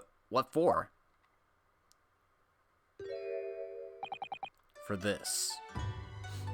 Oh man, his OG theme! You safeguarded the soul of the Ahsoki clan. Well, it is a famous sword that's been in your family for generations. My only slight regret is that I never got the chance to draw it before I returned it to you. Karma is said to have been forged by a master swordsmith during the Sengoku Warring States period. I come from a long lineage of warriors, many of whom were expert swordsmen. Well then, you're a chip off the old block, I'd say. This blade, Karma, is the symbol of the Ahsoki clan's honor and might. Apparently, one of my father's apprentices even took the blade's name for a surname. Really? Karma? It does sound formidable, that's for sure. 16 years ago, when my father was a visiting student here in London, he had this sword forever at his side. Which is why it means so much to me that I have it by my side again now, too. And that is all thanks to you. It was an honor. Our boy. It's funny how that ends up being the origin of the Von Karmas. Now, I have preparations to make for tomorrow. Perhaps I said a little too much. Kazuma, you've changed. No, Ryunosuke. I haven't changed at all. It's you who's changed. I can completely understand your resentment of Lord Van Zeeks, given what happened. But the fact is, those events in this case are, well, unrelated. Is that what you want to say? How can you be so sure? What do you mean? Never mind. That man is the Reaper, and it is for that reason that the Inspector was killed. I'm going to prove as much in court tomorrow, by whatever means necessary. I can't let you do that, Kazuma. I know you'll do what you have to as a lawyer, but I'm sure I don't need to tell you that I won't be taking any prisoners in the courtroom. I'd expect nothing less. Taking prisoners is the bailiff's job. Ha ha! I'm sorry. Until tomorrow, then, in the Old Bailey.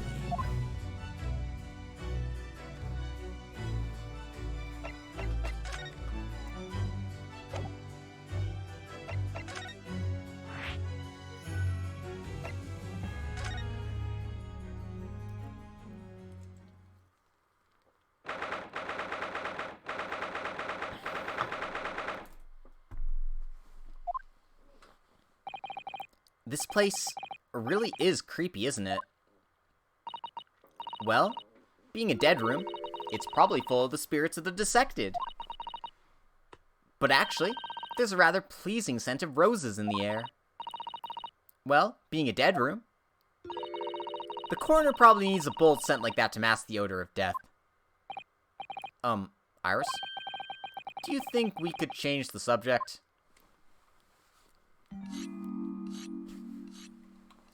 I like the redesign. It's perfectly festive, considering it is Halloween in exactly 4 weeks.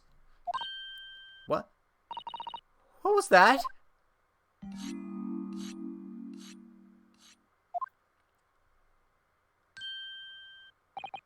Oh, Dr. Gory?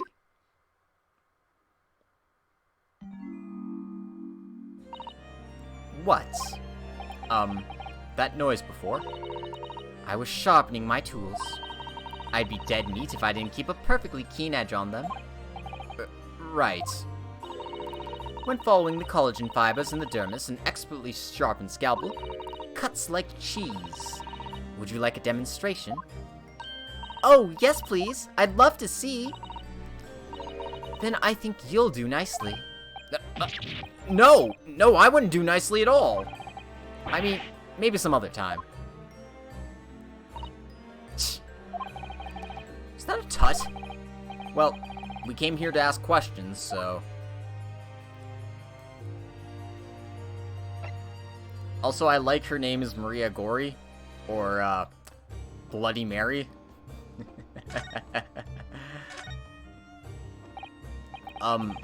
We have actually met before. I'm a lawyer, if you remember. You're not dead yet. What? So Mama said I wasn't to cut you open. She's so strict about things like that. Well, good. Dr. Scythe has some scruples, at least. Oh dear. It looks like she's not interested in talking to us. For the time being, anyway. For the time being? You mean, until we die? I hope that's a ways off.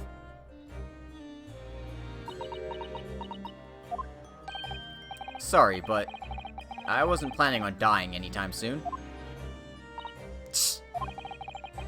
Surely there's some less drastic way of making her listen.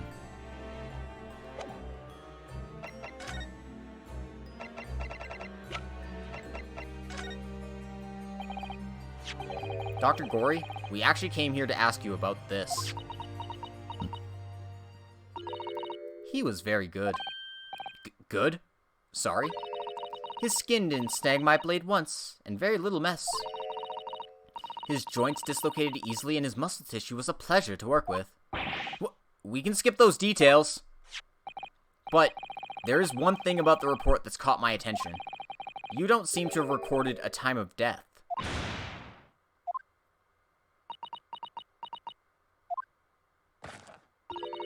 That's not my fault. Oh, that made me jump. Then please, tell us what happened.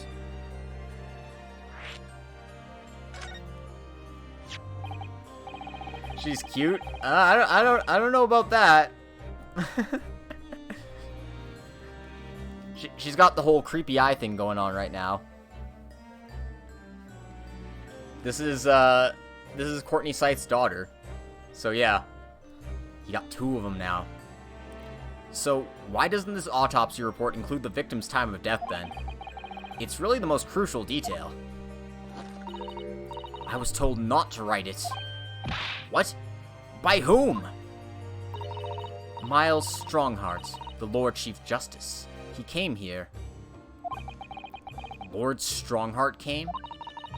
He said that from the witness statements about the gunshot and the other evidence, it was obvious. The man clearly died at 5 p.m. on the 1st of November, when the gunshot was heard. Alright, now we get to see Strongheart doing villainous stuff. It's about goddamn time. I knew he was gonna be the final boss. I knew he was behind all this Reaper shit. It's just, now how are we gonna pin all this shit on this guy? But that's not the time of death you wrote in the report. You didn't write anything. Was there some reason you didn't include it?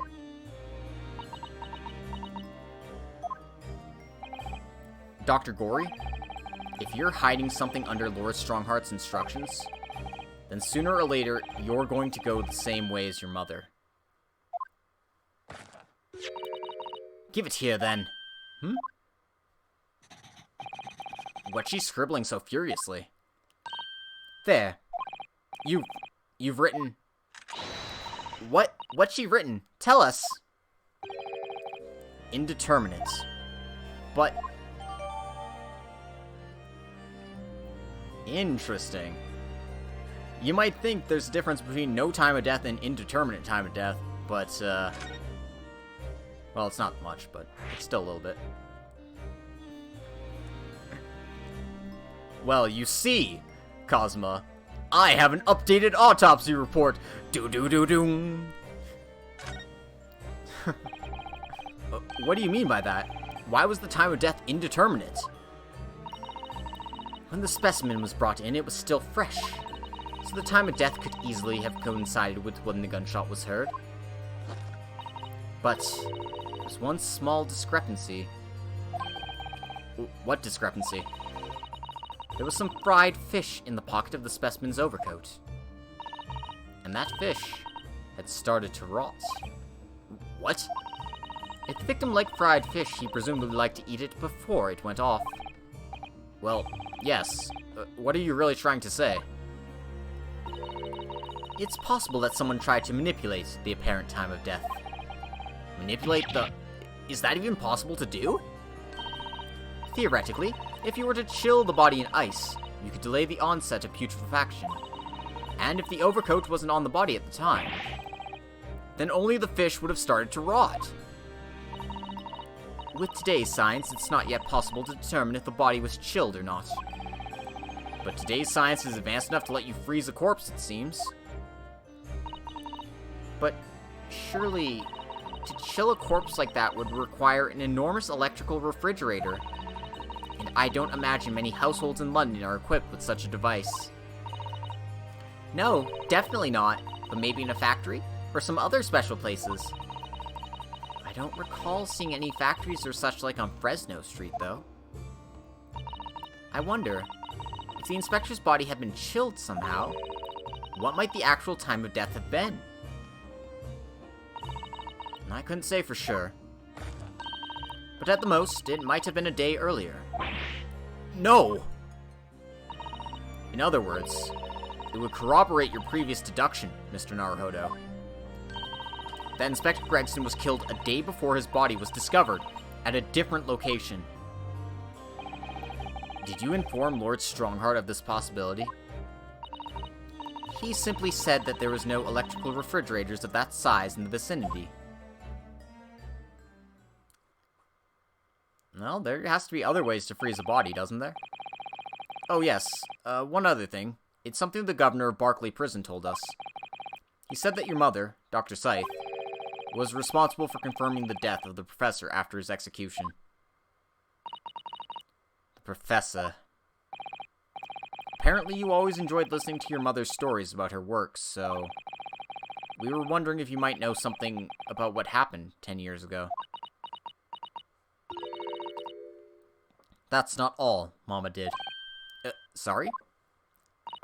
My mama carried out the autopsy of Clint Van Zeeks as well. What? Really? The brother of Lord Van Zeeks, the professor's final victim. The idea of carrying out an autopsy on the member of the aristocracy was completely unthinkable back then. But the detective in charge of the investigation insisted, and it was miraculously authorized. That detective being Inspector Gregson, of course. Quite an accomplishment for one man. That autopsy provided the vital clue needed to arrest the killer. And Mama was there for that historic event. What does all this mean? You know, that amazing autopsy happened right here in this very room.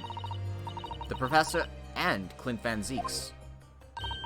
They both spent their final moments before their burial on that dissection table there.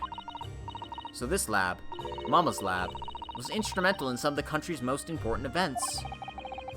She really is proud of her mother. I wonder if you'd tell us more about exactly what happened back then, Dr. Gory.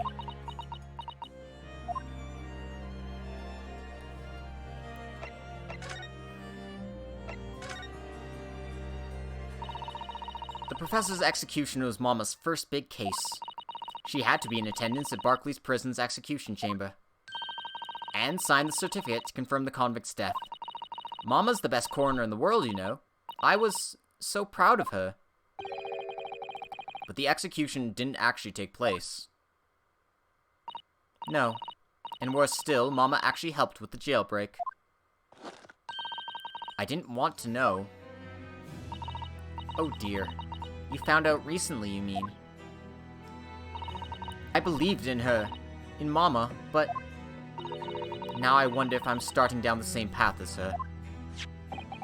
You mean, because you omitted the time of death in this autopsy report? That's because Lord Strongheart forbade you from including it. Just like Mama. I'm sure she was coerced by somebody too. Yes, that's my feeling as well.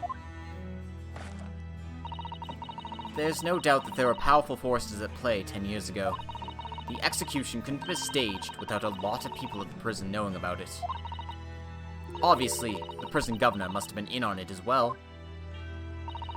The big man with the little handcuffs? According to what he told us, he was tricked by the chief warder. He says he knew nothing about it. Of course he said that. I'd say the same thing. Just who was behind that jailbreak all those years ago? You mentioned the autopsy of Clint Van Zeeks. It was at a time when carrying out autopsies of murder victims was very unusual. It's still not a practice that's observed in our country, even now. It turned out that he was the professor's final victim, and when the autopsy was performed, Mama was present, although only as the secondary assistant. The person leading the procedure was called Dr. John H. Wilson. That's right, my daddy. And there was one other person present, the primary assistant. He was a visiting student from the Far East. Wait, a visiting student? Of course, Wilson and Mikotoba were involved. It must have been my father, Eugene Mikotoba. I had no idea Professor Mikotoba had been involved in something so important. But the outcome of that historic autopsy was the discovery of a vital piece of evidence that led to the capture of the professor. So that's how they came to identify Genshin Ahsoki as the infamous mass murderer? God, Mikotoba must be beside himself. Like, oh shit, I found evidence that makes my friend guilty of this heinous crime. Oh boy. Do you happen to know anything about that piece of evidence? Can you tell us any more?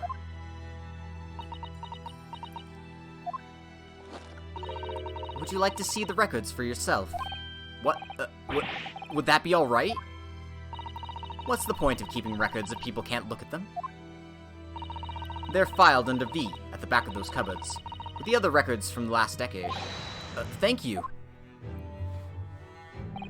Let's see. And Zeeks.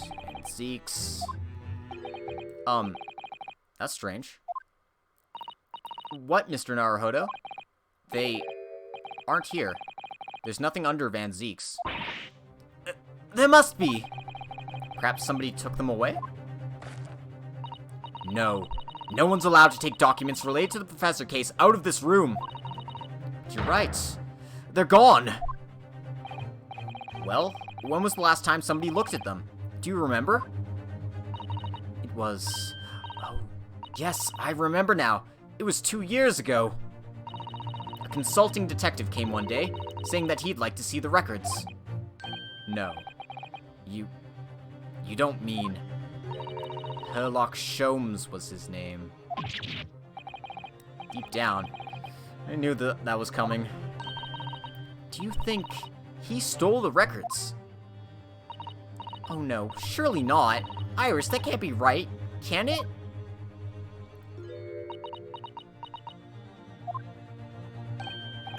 Iris?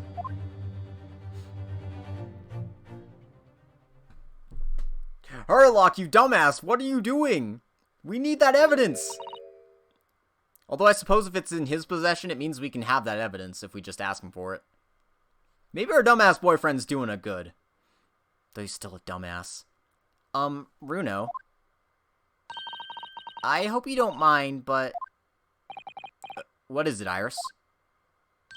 I've just remembered something very important I have to do. I'm gonna have to leave now. Oh, this is very sudden, Iris. Well, we'll come with you then. Oh, no, there's no need. You and Runo can take your time here. Bye for now, then. Good luck. Oh, wait a minute, little girl. Me? I remember now. You've been here before, haven't you? Have you, Iris? Yes, 2 years ago, when that detective came. You were with him, weren't you?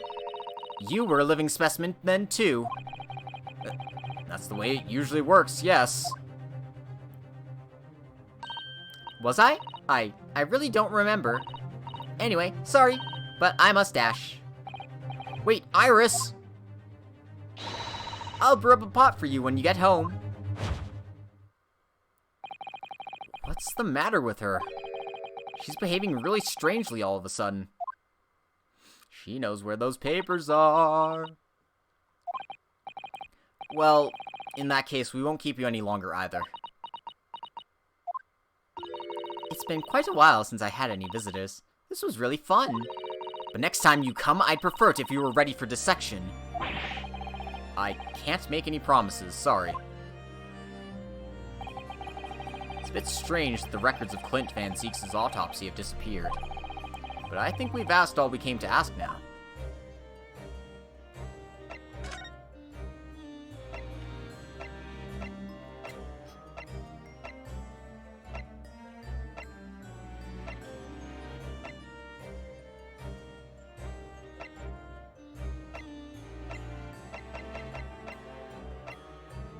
I guess we're checking out the scene of the crime now.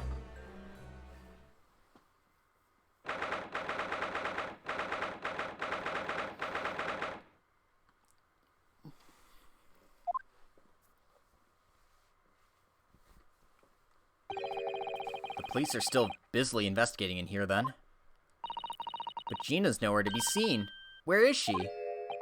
Yes, it has been blissfully quiet, hasn't it? Perhaps she's out investigating on her own, practicing what her boss taught her. Well, I expect she'll be back before too long. Shall we wait? Actually, there's something different about this room since the last time we were here, isn't there? We could always use the time to investigate more thoroughly.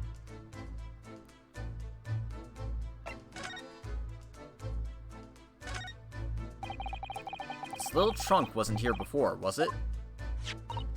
Oh, it appears to be made of metal. must be very heavy. I wonder to whom it belongs. There are some initials on the outside. Look, T.G. Let's ask one of the policemen if they know how it came to be here. Oi! What you think you're doing? That's my trunker, that is. Hands off. Gina? Where were you hiding? I don't know. You leave something unattended for a few seconds, and every time dicking out, he's got his greedy eyes on it. Just a wild guess, Gina, but... What? Spit it out, Odo. Is it fair to say that you've only owned that trunk since this morning's trial? What? What are you trying to say? Come on, this trunk goes with me everywhere. Always has. Where have you been the last year? Trying not to incur your wrath, mainly.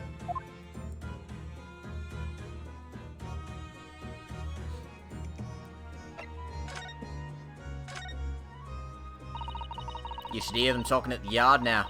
They should be ashamed of themselves. They're saying there was the boss who killed all them bludgers. Oh, you mean the whole Reaper thing? Yeah. Apparently, the boss was investigating stuff that no one else at the yard knew nothing about. Stuff to do with all them criminals who got off scot-free. Yes, the ones prosecuted by Lord Van Zeeks, who used bribery and corruption to evade conviction. Well then obviously, it was that bloomin' Reaper giving the orders, weren't it? Why would people be suspecting Inspector Gregson of being involved in the killings? There was a notebook in his office. Oh no, this doesn't sound good. It had details about all the crimes that have been pegged as the Reaper's work. What? No! Did you see it, Gina? Did you see that notebook? They wouldn't flamin' let me, because I'm just an apprentice, apparently. It was me who found it, and he was my boss. That's right. I was pretty miffed about it, so... I sneaked a peek at what it said anyway. Oh, that's our Gina. How's your reading coming along, Gina? So, you managed to see what was written in Gregson's secret notebook anyway, did you? Well, I see it's my right to read what he wrote. And what had he written, Gina?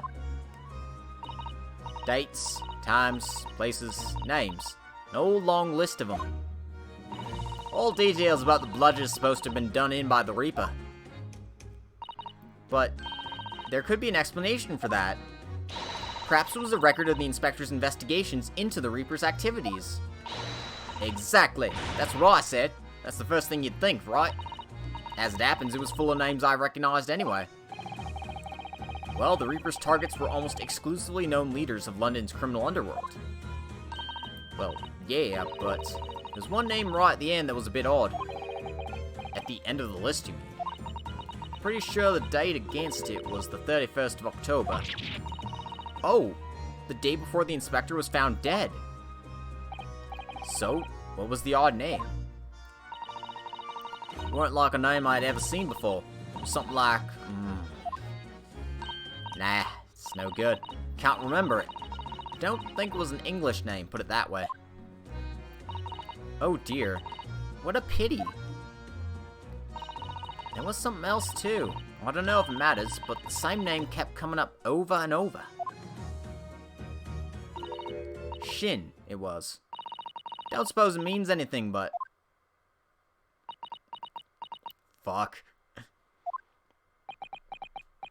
It does.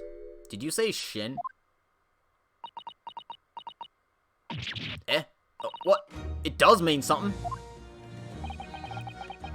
Lord Van Zeeks knew the name too. He mentioned her as well.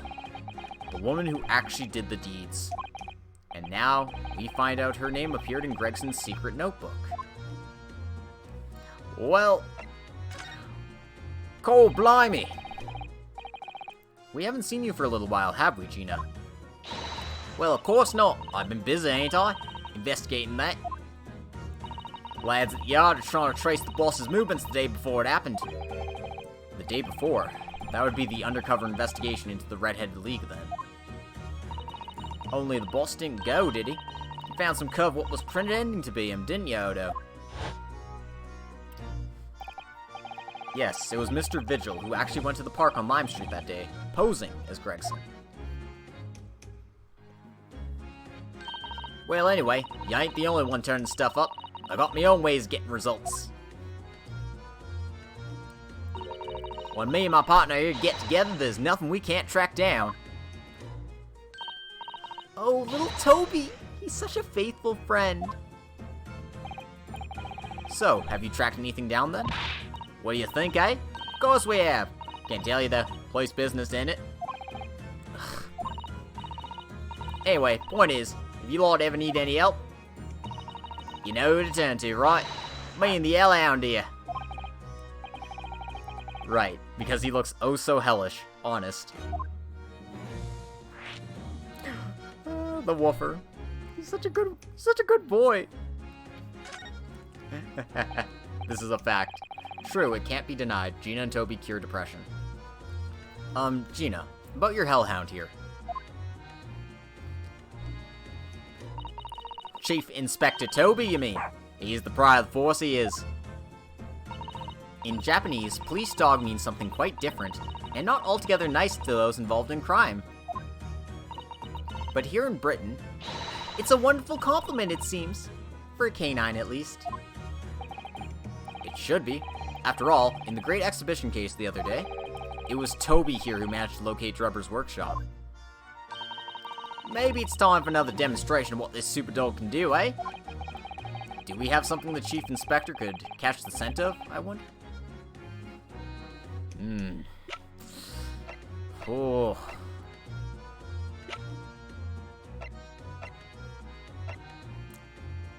What do we have that is Take that! Well, Chief Inspector Toby, if you wouldn't mind having a sniff of this. Bark. Chief Inspector said woof to that, Odo. Yes, I heard. I think perhaps that particular item didn't excite him very much. Ain't you got nothing else? I'll have a think. Alright, I need to present something. I was thinking, hey, maybe he could find out who the actual owner of the gun is.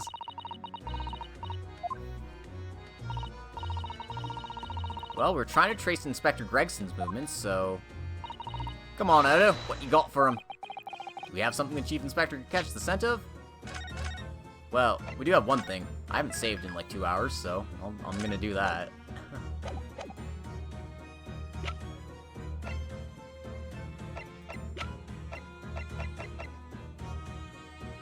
Take that! Well, Chief Inspector Toby, if you wouldn't mind having a sniff of this.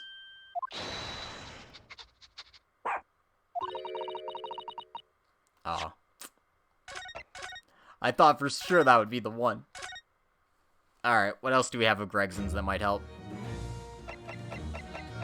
Take that!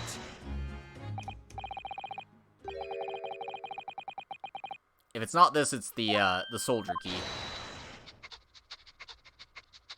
Because that's gotta be, like, inundated with the scent. He might be a little too keen, don't you think? Oh! Ah! Chief Inspector made short work of Gina there. Oh, look what he's gone to. Oh my, that trunk clearly still has a very strong scent of Inspector Gregson. In other words, must have belonged to him. I mean, the initials were TG. We don't know many people with those initials. Alright, it's a fair cop, I suppose. And you nearly got away with it, too. You always talk so proudly of Chief Inspector Toby's nose and what it can achieve. Did it not cross your mind that he might identify something that was right next to us? Yeah, that was a bit of a bloomer, weren't it? That's enough now then, Gina. I think it's time you told us the truth about that trunk.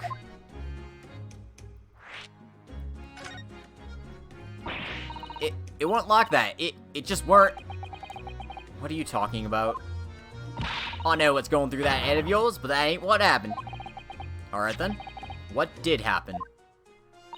Well, like I said before, we were trying to trace the boss's movements. So I let Toby here have a whiff of the boss's overcoat. And as soon as I done that, he went off like a shot. Straight to that sandwich. To a sandwich? Not to a bag of chips? Mr. Naruhodo, I believe Gina means the witness. Motherfucking Beppo, again. Oh, I forgot about that sandwich. Yeah, he had it hidden between them wooden boards of his. Boss's trunk. You mean, when they heard the sound like a gunshot and all piled in here? Exactly. He nabbed it from the scene. Goodness. Man, the chief inspector gave that sandwich a good grilling. You know what he said? I thought it might fetch a good price, and the chap wouldn't be needing it anymore. So, but that's all I did. Nothing more, nothing less. Would you add me the cheek of a day? Stealing dead boss's stuff to flog. So, Miss Venus wasn't the only one to meddle with the scene of the crime then. How could they? So anyway, that's how it happened. And it's a pretty decent trunk, so I figured I might as well make use of it. Is there something wrong with that, eh? Well, maybe you and Mr. Sandwich should try to find the answer to that question together.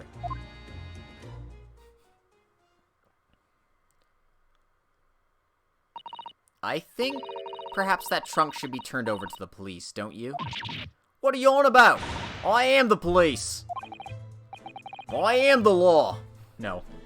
Gina, if you wouldn't mind, could we maybe examine it? Yeah, alright then. Do what you want with it. Thank you. We shall make a detailed record of our examination of the evidence.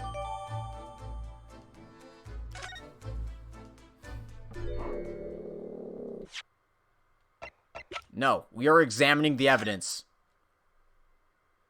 Sorry. What?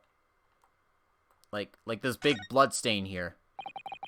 Look at this dark stain here. Do you think... Yes, I'm afraid so. I think it's blood. I knew you were gonna say that.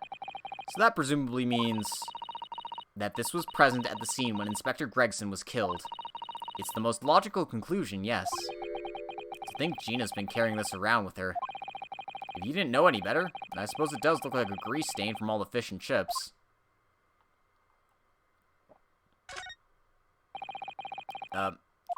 Oh, I wasn't directly on the scratch here. Have you seen this huge gash across the side of the trunk here? It's gone right through the leather and into the metal behind. Gosh, for a metal chest like this to have been so badly damaged, whatever made the gash must have struck the side of the trunk with considerable force. Wonder how it happened. Did he get into a sword fight, maybe? Let's have a look inside.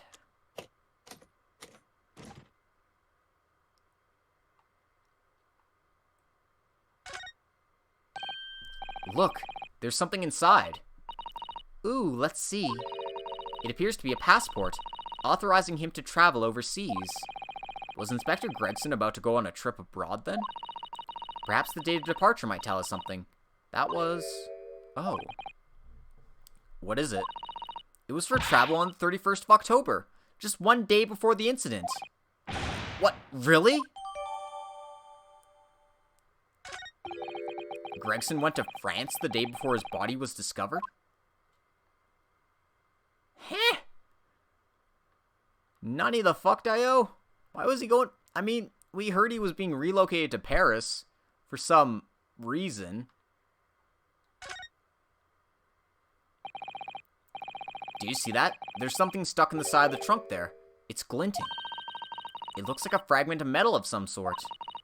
But it's wedged in so tightly, I can't remove it. Well, don't cut yourself. You'd better leave it, I think. Okay. What are you up to, Gregsy? What are you up to? Besides, you know, being the Reaper. Alright, I think that's all I can get for now. What's the matter with Toby? Why is he acting so aggressively towards me all of a sudden? Mr. Naruhodo, be careful. It must be the trunk. Oh no. Toby! Oi! What you doing? You're gonna lick his face off! Mr. Naruhodo! Mr. Naruhodo! Gina, quickly! Hail a carriage! Assassinated by dog. What a way to go. 2nd of November, 4:57 p.m., Naruhodo's Legal Consultancy.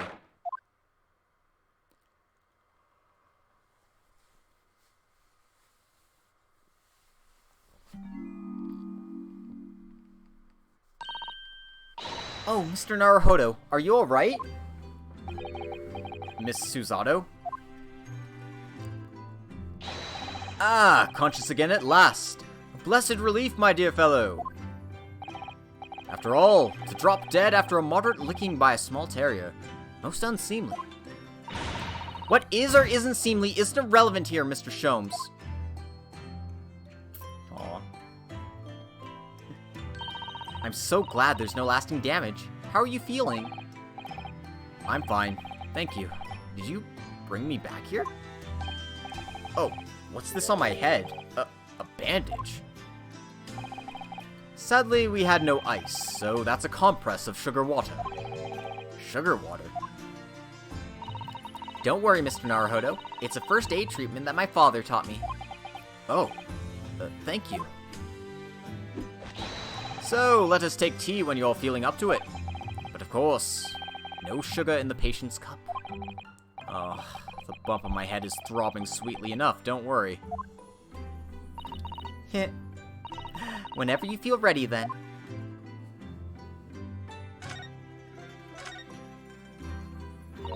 Are you alright, Mr. Naruhodo? It's rather unusual to find ourselves here in the middle of our investigations. It's just occurred to me that I might have forgotten something when we left this morning. Please don't worry. As long as you continue to investigate thoroughly, you won't go far wrong. Oh, yes, of course. I must get back to work as soon as possible.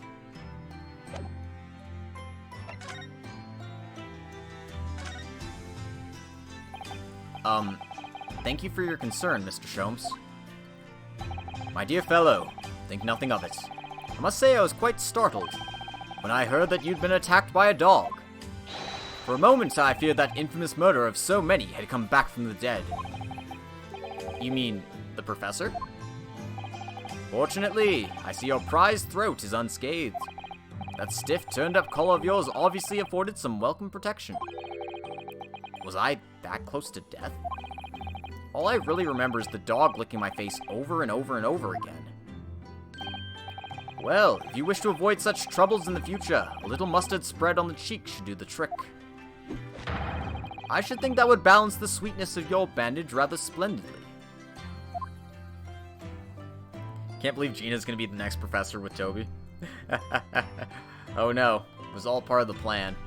I think there was some kind of chemical in that briefcase that sicks the dogs on us. You see, I've been keeping my desk beautifully covered in papers as always. You really must tidy it all up, Mr. Naruhodo. No more excuses. But, Miss Susato, the way I see it, all these papers building up my desk like this are a reminder of my wonderfully diverse daily life. I like to leave them as they are, so I never forget how lucky I am to have such varied experiences. In that case, you should definitely have a thorough tidy. Then you'll be able to see your papers building up all over again and feel that joy renewed. Still can't beat her in an argument, even though I'm the lawyer here.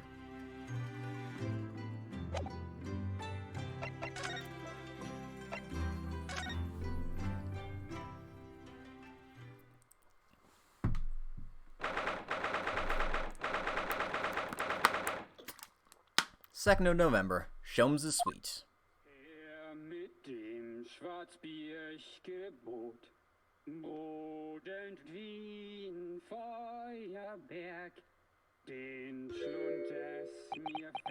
Excuse me, what the fuck?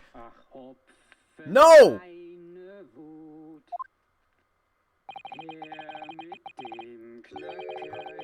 What on earth is going on in here? Am I having a bad dream? Ah, no. It's an old German folk song. Rather a fine rendition, I think. That's the least of my concerns. Iris?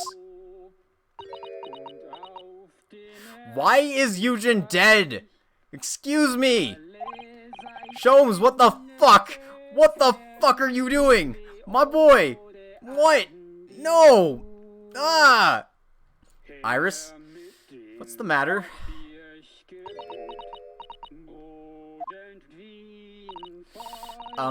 Who's that sprawling, that relaxed gentleman over there?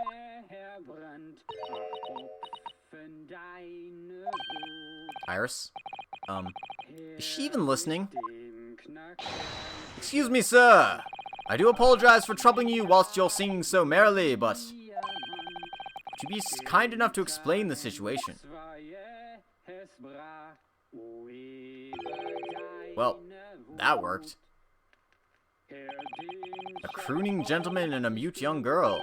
A rather tantalizing juxtaposition. And one that appears to have incited the gods of deduction within me to find their voices too. Mr. Sholmes, do you mean...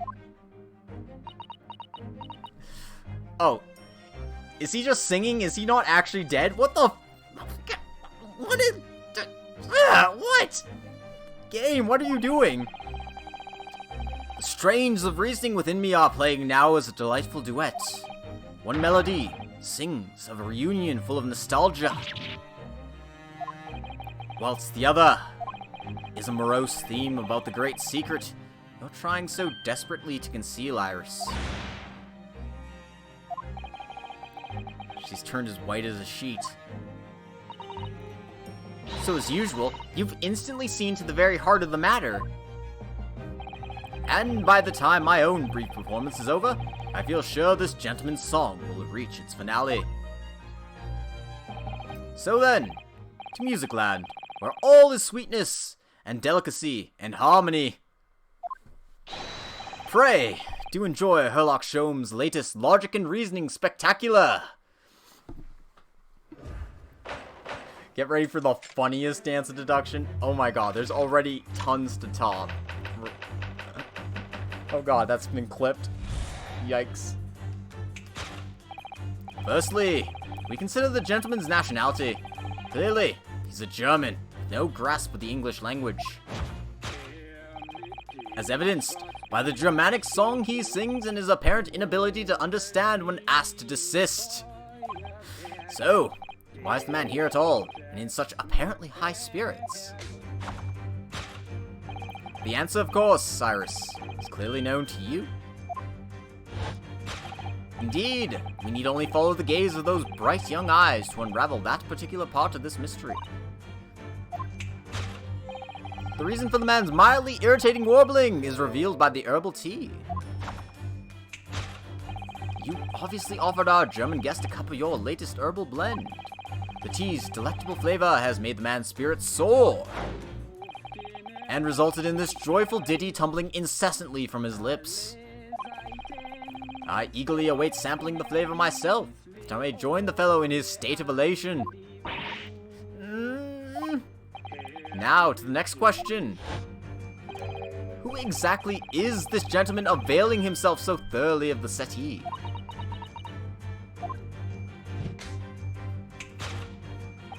As it happens, a number of years ago now, a certain gentleman of German origin engaged my services in solving a particularly delicate case. He required the retrieval of letters once sent to an acquaintance and might have proved problematic. In order to conceal his noble identity, he also arrived at my office in a mask. The gentleman's name was Wilhelm Gottfried Sigismund von Ormstein, the King of Germany.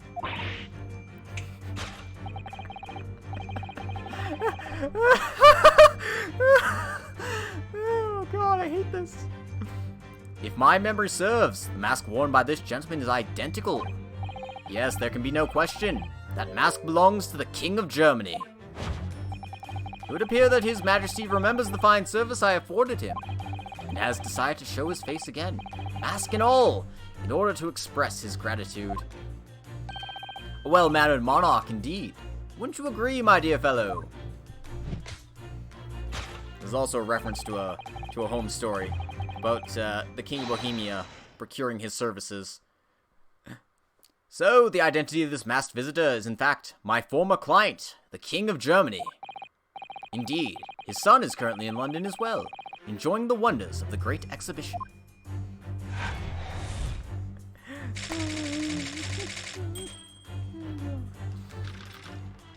Well, we haven't run to Irene Adler yet, so maybe this will be fun. Which leads us with one remaining imponderable. Yes, you, young Iris.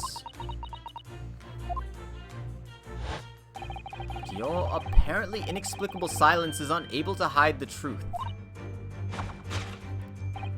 Yes, the reason for your muteness is concealed inside that knapsack. A 5-pound note, I believe. I must say, as your compatriot, I'm deeply saddened. It would appear that you've allowed yourself to be bribed into silence by His Royal Highness, earning yourself some spending money in exchange for keeping quiet about the king's secret. And now the final piece of the puzzle. What is the secret you strive to hide with your silence, Iris? Ah yes, we need to only follow that brief, involuntary twitch of your eyes to find the answer. You were attempting to abscond with that coffee cup. My favorite coffee cup, in fact. Or should I say, the handle of my favorite coffee cup! It appears that His High-Spirited Highness broke it in the midst of his hijinks. Which leads us to the sad truth. My favorite coffee cup has been broken by the King of Germany, and Iris, you tried to conceal it from me! I was so incredulous I broke character. I'm sorry. I shall have a bill sent for governmental channels to the German royal family for its replacement.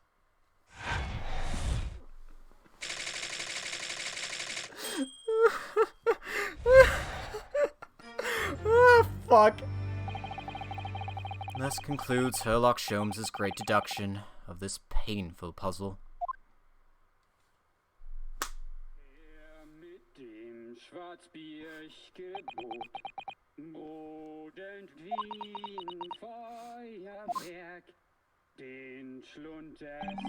With your silence as well, the fellow's jovial warbling rather rings in the ears, does it not?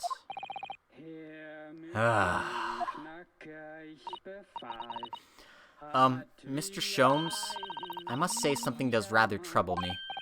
Pray, Mr. Zotto, do tell. His Royal Highness doesn't appear to have moved a muscle since we arrived. Ah, and you haven't said a word either, Iris. If Mr. Sholmes has it all right, you might as well own up to it now.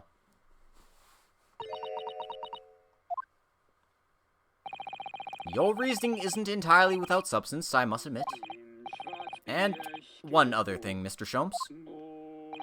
Yet another grievance, Mr. Naruhodo. Surely not. Well, I actually read the story of that case recently. The one you were just describing. And according to that, at least, it wasn't the King of Germany.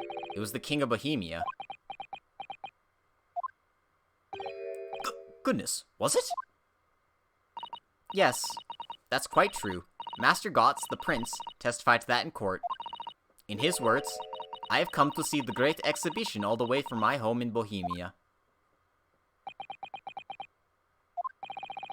I would ask you to keep that minor error to yourselves. It could easily become quite a scandal. I believe, Mr. Naruhodo, that it's our turn now to make some corrections to a number of minor errors that may have slipped in. Yes, even Mr. Sholmes is willing to admit he might be slightly wide of the mark this time. Although it's clear that Iris is definitely hiding something. We need to find out the truth behind this mysterious scene. One truth is incontrovertible. My favorite coffee cup is no more! So, shall we embark again on a joint presentation of Herlock Sholmes' Logic and Reasoning Spectacular? Yes.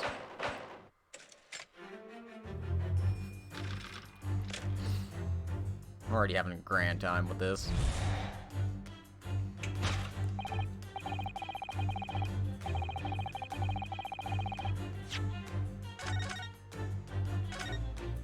Although I'm gonna save first. Because saving's always a good idea.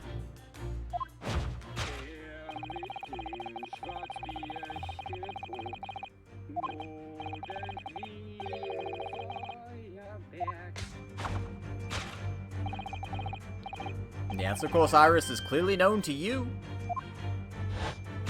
Indeed, we need only follow the gaze of those bright young eyes to unravel that particular part of this mystery. The reason for the man's mildly irritating warbling is revealed by the herbal tea. So what, it's some mix of herbs that gives you the urge to sing? Goodness, I should like to try some. And I'd like to hear your singing, but this man...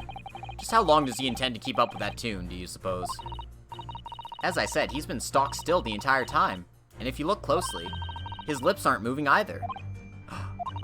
So I'm not sure what's actually responsible for the spirited singing, but I suspect the answer lies at the end of Iris's gaze.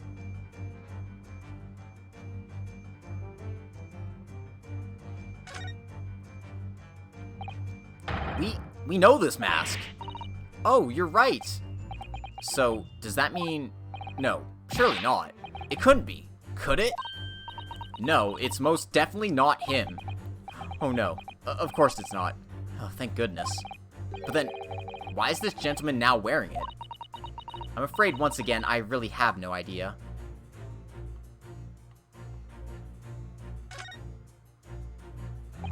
Wait, this is a gramophone, still rarely seen in our own country. The sound certainly appears to be coming from the horn. But machines singing? That can't be right! Science and technology are changing the world rapidly, Mr. Naruhodo. What's right is changing too. It's too much for my brain. Well, at least we found our answer. Take that!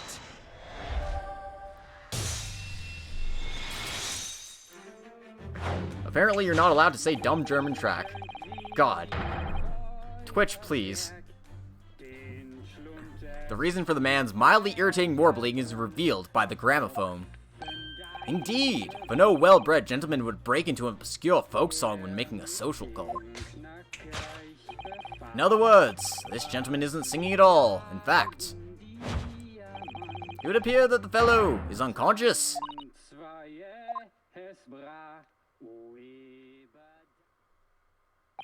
The music seems to have stopped now.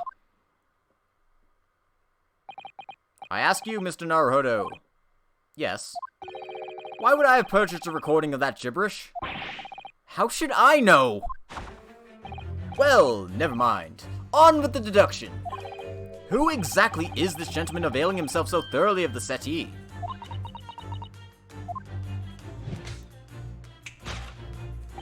As it happens, a number of years ago now, a certain gentleman of German origin engaged my services in solving a particularly delicate case. He required the retrieval of letters once sent to an acquaintance who might have proved problematic. In order to conceal his noble identity, he also arrived at my office in a mask. The gentleman's name was Wilhelm Gottsreich Sigismund von Ormstein, the King of Germany. If my memory serves, the mask worn by this gentleman is identical. Yes, there can be no question. That mask belongs to the King of Germany. Although we've already established that it was actually the King of Bohemia, it seems Mr. Sholmes intends to persist with his Germany theory for some reason. Come to think of it, the young prince was wearing a mask as well, wasn't he? Master Gotts? The boy whom you had in tears? Don't remind me. Or anyone else. Do you suppose all members of the aristocracy of mainland Europe wear masks? I'm sure they do. Well, probably anyway. The point is, that mask doesn't belong to any king. No, that's right, as we well know, because we can identify the true owner of this mask. That's right. It's Tuxedo Mask. No. Cosmo's not wearing a tuxedo. Take that!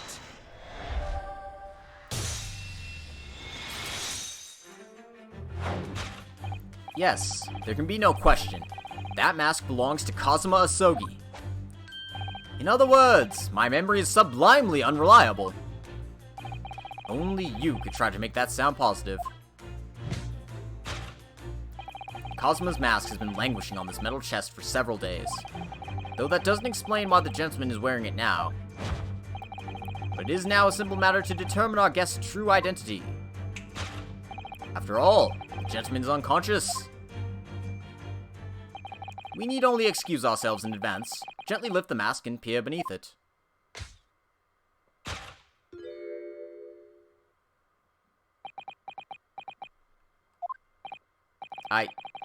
I don't believe it. Ah! Father! I'm afraid, Miss Susato, you must be mistaken. No! I think not, Mr. Sholmes. Then it would appear our logic and reasoning has once again revealed the truth. This mysterious visitor is my unconscious father, Yujin Mikatoba. Iris, what did you do? Logic and reasoning, or just looking and saying? Oh, God.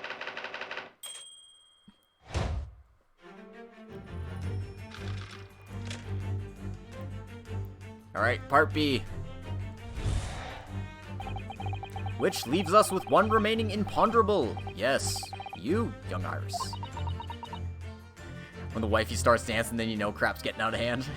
Yep. But your apparently inexplicable silence is unable to hide the truth. Yes, the reason for your muteness is concealed inside that knapsack. So that's a £5 note poking out from Iris' knapsack, is it? Oh dear, I can't be sure. Most money that we encounter is in coin form. I know. I'm not even sure if we've seen any banknotes here in Britain at all, have we? But anyway, Father would never have paid money for Iris' silence. He certainly seems like the silent type himself, though, judging by his present state. There must be some other reason for Iris' silence, I suppose. Perhaps what Iris is trying so hard not to give away with her eyes is something entirely different.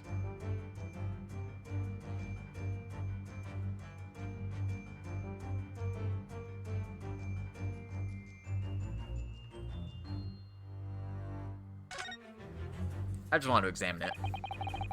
Now I think about it, Iris always wears that little bag on her back, doesn't she? Yes, that's right, though it's easy to forget about because you can't see it from the front. There are 2 little felt dolls attached to it as well. Are there? I had no idea. I don't remember ever seeing them before. Is it possible there's always a £5 note poking out from her bag that I just haven't noticed before too? I couldn't say with absolute certainty, but I think it's unlikely.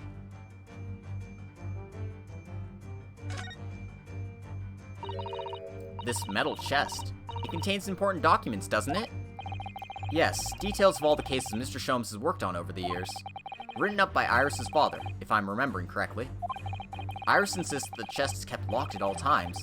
She's never once shown me inside. Well, its contents are invaluable to her, I suppose, and entirely irreplaceable. But look at it now. The catch is unlocked for once. So it is. That's hard to ignore. Fairy. I've never seen that chest unlocked before in all the time we've been staying here at Baker Street. Take that!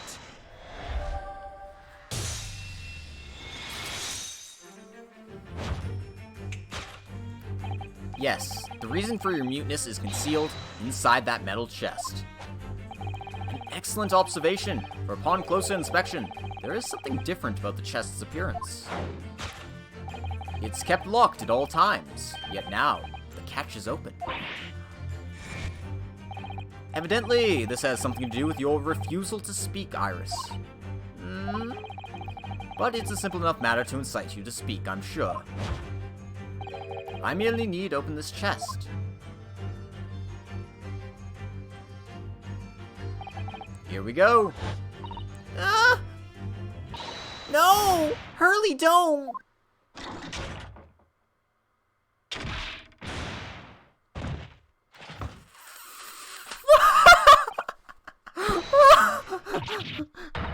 Mr. Sholmes! Hurley!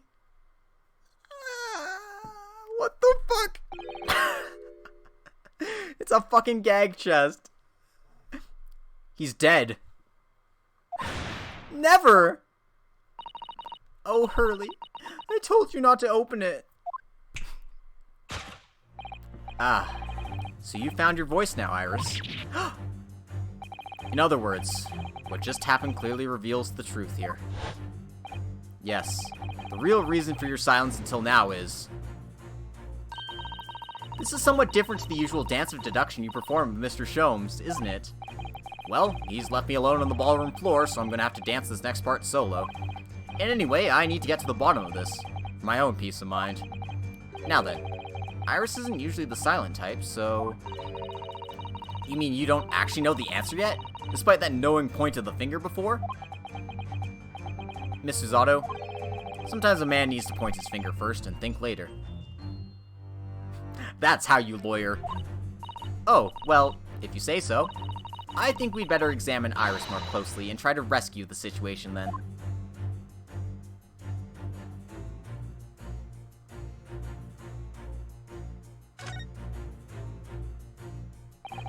For some reason, this knapsack is really standing out as suspicious to me today. Oh, is it? It's quite sizable enough for a sizable secret, that's what I say. Perhaps it is, but we certainly can't open it up to look inside without Iris's permission. No, you're right. Who knows what might pop out and punch us?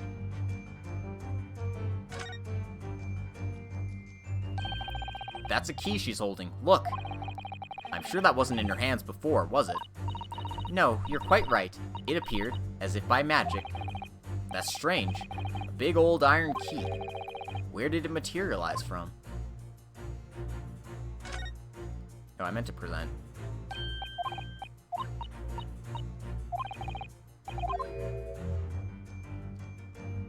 Take that!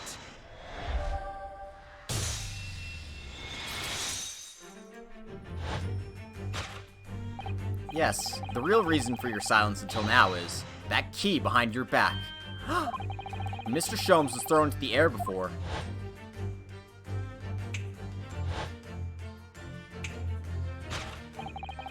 Just before you called out to try and stop him, you slipped something out of your mouth.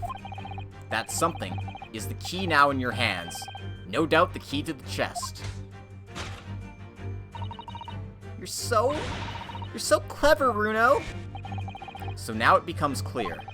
Thanks to Mr. Sholmes' graphic demonstration, we can well imagine what happened here. But... Professor Mikotoba also opened that metal chest only to be punched into the air. And land sprawled onto the settee. But wait, that doesn't explain all the facts. What about the stylish scarf? And the cup of tea? And above all, why would he be wearing Kazuma-sama's mask? Well, for those curious details, I can think of only one explanation. Clearly, an unbelievable miracle took place in this room. Isn't that right, Iris? Consider how the room was arranged before this whole painful experience took place. When Professor Mikotoba opened the chest, completely unaware of what awaited him inside, the mask was flung into the air just as he was, only to land neatly on his face when it fell back down. And the teacup's journey through the air ended when it caught on the unconscious professor's finger. You mean to say that the stylish scarf is actually just a tablecloth? This is the great detective's office, after all, a place of miraculous deductions.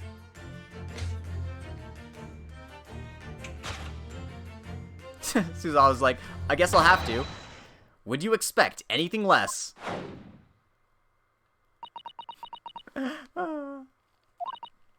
Yes, you're right. It happened exactly as you said. Brilliant, Runo. Thus concludes Ryunosuke Naruhodo's great deduction of this punchy puzzle. He's learned so much from the master.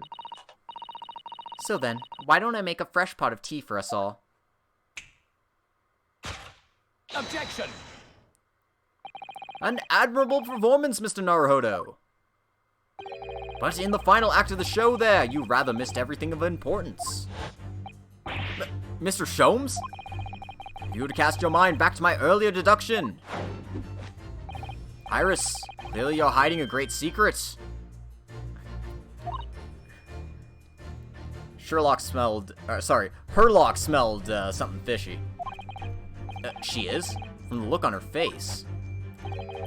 Mr. Sholmes must be right. Whatever that great secret is, the cat isn't out of the bag yet. So I put it to you again. After I save. He just wanted to say objection. He totally did. You were attempting to abscond with that coffee cup. It really is a shame about Mr. Sholmes' cup. It must have been smashed when Professor Mikotoba opened the chest. Oh dear, so many things seem to have been broken here. But now that the deduction has taken a different direction, Iris doesn't seem to be trying to hide the broken cup anymore. In other words, her great secret is something else. Let's put our observational skills to work here one final time then.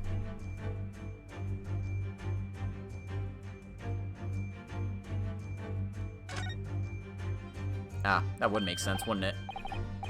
Oh, look! There seems to be more papers there. Is Iris trying to hide them underneath the tray? The insignia, Mr. Naruhodo. It's an official Scotland Yard document. What? But why would Iris have? We must ask her. An official Scotland Yard document. Take that!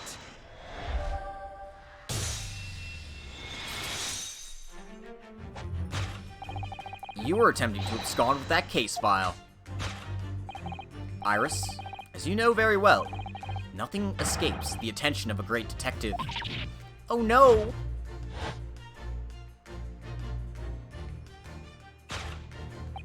We visited Scotland Yard's autopsy laboratory earlier today, and Dr. Gorey informed us that the autopsy report of Clint Van Zeeks had gone missing.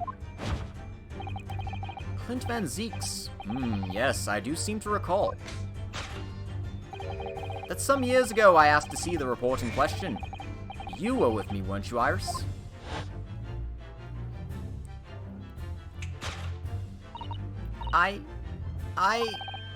You mean, it was you, Iris? So those papers you have there are... I'm sorry. Forgive me! Oh. Guys, we made Iris cry. We did it. We are the best at deducting the truth. Man. The truth hurts.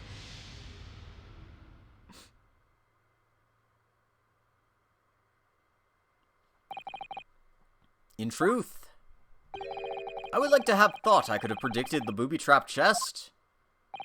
But it caught me completely off guard. I was very nearly the late consulting detective Herlock Sholmes. Aw, I'm sorry, Hurley. So you mean this autopsy report really is... Yes, I took it from the lab, even though I knew it was very important. Was there something in it that troubled you, Iris? Not exactly something that troubled me. Something I'd been looking for. When I saw this report, when I saw the writing in it, I knew it was Daddy's. The writing? Your father's writing? What do you really mean? Well, he was the one who wrote the report. Iris, must be something that's hard for her to talk about. Forgive me for interrupting, my dear fellows. Mr. Sholmes, what is it? I feel as though the poor unconscious gentleman on the settee has been somewhat forgotten. Father! Perhaps we should find our guest somewhere more peaceful to rest. Mr. Naruhodo. Yes? Would you be so kind as to lend him your bed? We must do our very best to make him comfortable, I feel. Oh, yes, of course. I'll help you carry him up. So will I. No, I can manage alone, thank you. You have tea to enjoy. We wouldn't want Iris's brew to stew. Because there's no better way to make the professor comfortable than dragging him upstairs like a trunk. I wonder, perhaps that was deliberate. Maybe Mr. Sholmes is making himself scarce to give Iris the chance to talk more freely. We must use this opportunity to talk with Iris and find out what's going on.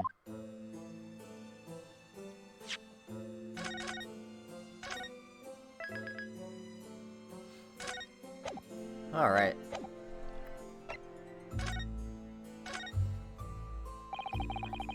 Would you like to tell us about it, Iris?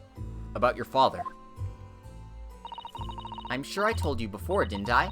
That Daddy used to be Hurley's partner? Yes, and that notes about all the cases they solved together are kept inside that metal chest. That's right. Hurley told me, you see. He said that Daddy's somewhere far away now, so we can't meet. That's one way of describing it. Then, when I secretly unlocked the chest and read through the papers inside, I started to build up a picture in my head about what Daddy must be like. Well, that's only natural. You're just like any other girl of your age. I read that Daddy was a professor of medical science, so I studied and took my degree too. Well, that's only natural, I suppose. In that respect, you're not quite like any other girl of your age, though. But there was one thing that I could never find out. Daddy's name. Oh. His name wasn't anywhere on any of the notes he made about his work with Hurley. But then one day... That's what happened, is it? When you saw this autopsy report, you finally managed to work it out. Is that right? Yes. So, it was the handwriting in the report that caught her eye. Actually... that means there's 3 people it could have been. Because it didn't have to be Dr. John H. Wilson who wrote the report. It could have been Yujin Mikotoba. Or it could have been Courtney Scythe. Although I sincerely doubt it was Courtney Scythe. But,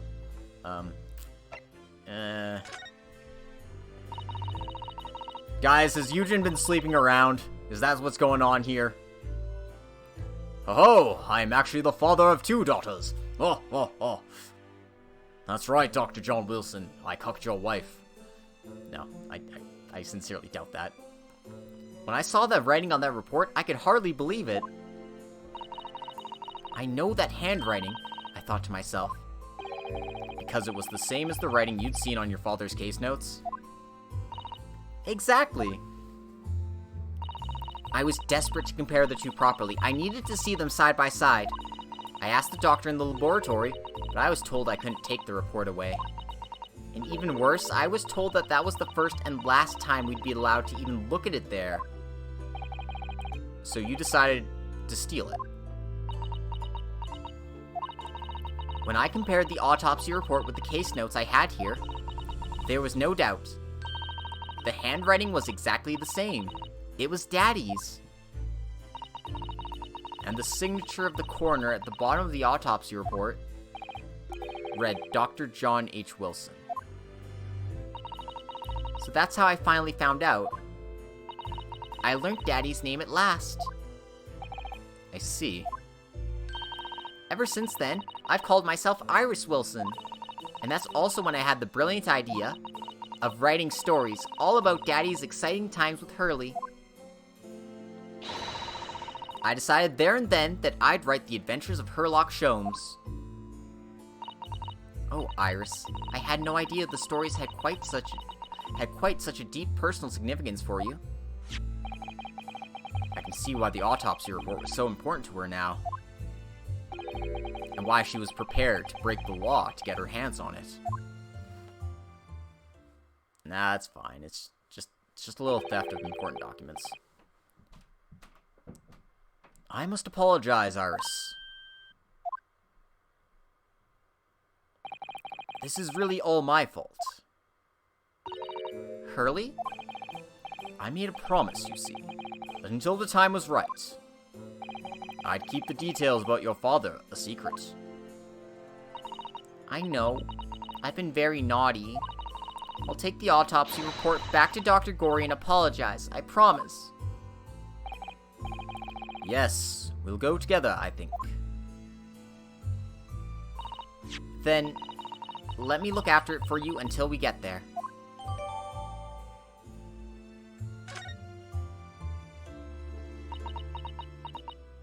Look, I know this is an important scene, but I gotta know. Gotta know what's in here. Clint Van Zeeks, male, age 33, nationality British. Time of death, 31st of May between 9 p.m. and midnight. Observation, death from a single stab wound to a heart. Other superficial external wounds indicative of a duel? A duel? Interesting. Recent scarlet ink stains visible on the little and ring finger of the right hand, but no document in corresponding ink was found. Vital evidence recovered from the victim's stomach during autopsy. Credit to Inspector Gregson for petitioning so doggedly for the autopsy procedure. No internal trauma noted anywhere in the body.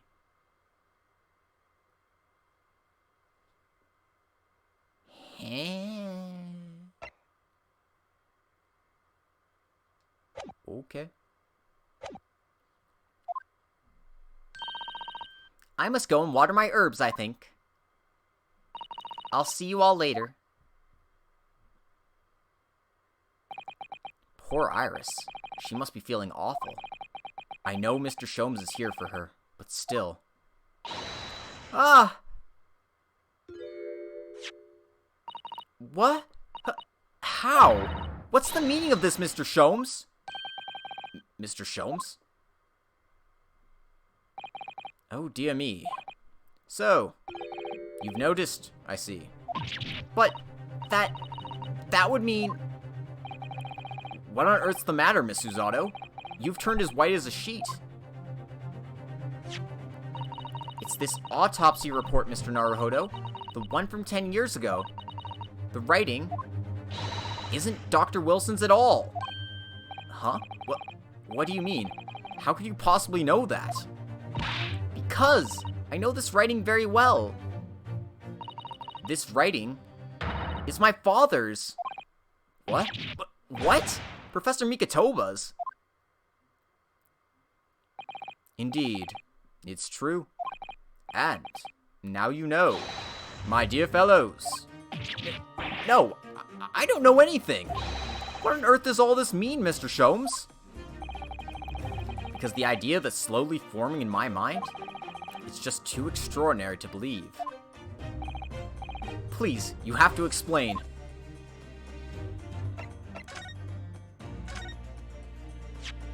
So, this autopsy report was actually penned by Professor Mikotoba then. But that makes no sense. It's not possible, surely. Not possible. My dear fellow, pray, take a deep breath and think again. Yes, you're right. In some ways, it actually makes a great deal of sense. It does? 10 years ago is when Father returned to Japan after his extended study tour in Britain. And prior to his return, where was Dr. Mikotoba engaged? Of course, he was an assistant in Dr. Wilson's laboratory, learning about forensic science. And as an assistant, he would have aided with the dissection work, making detailed notes, which would be assembled into the full autopsy report. Once the work was complete, the head coroner would check the contents and put his signature on the document. In other words, the only writing of Dr. Wilson's in the report would be his signature at the end. I see. So Iris got the wrong end of the stick, you mean? She saw that, and assumed that the whole report had been written by Dr. John H. Wilson. Which is very understandable, of course. What a complicated situation.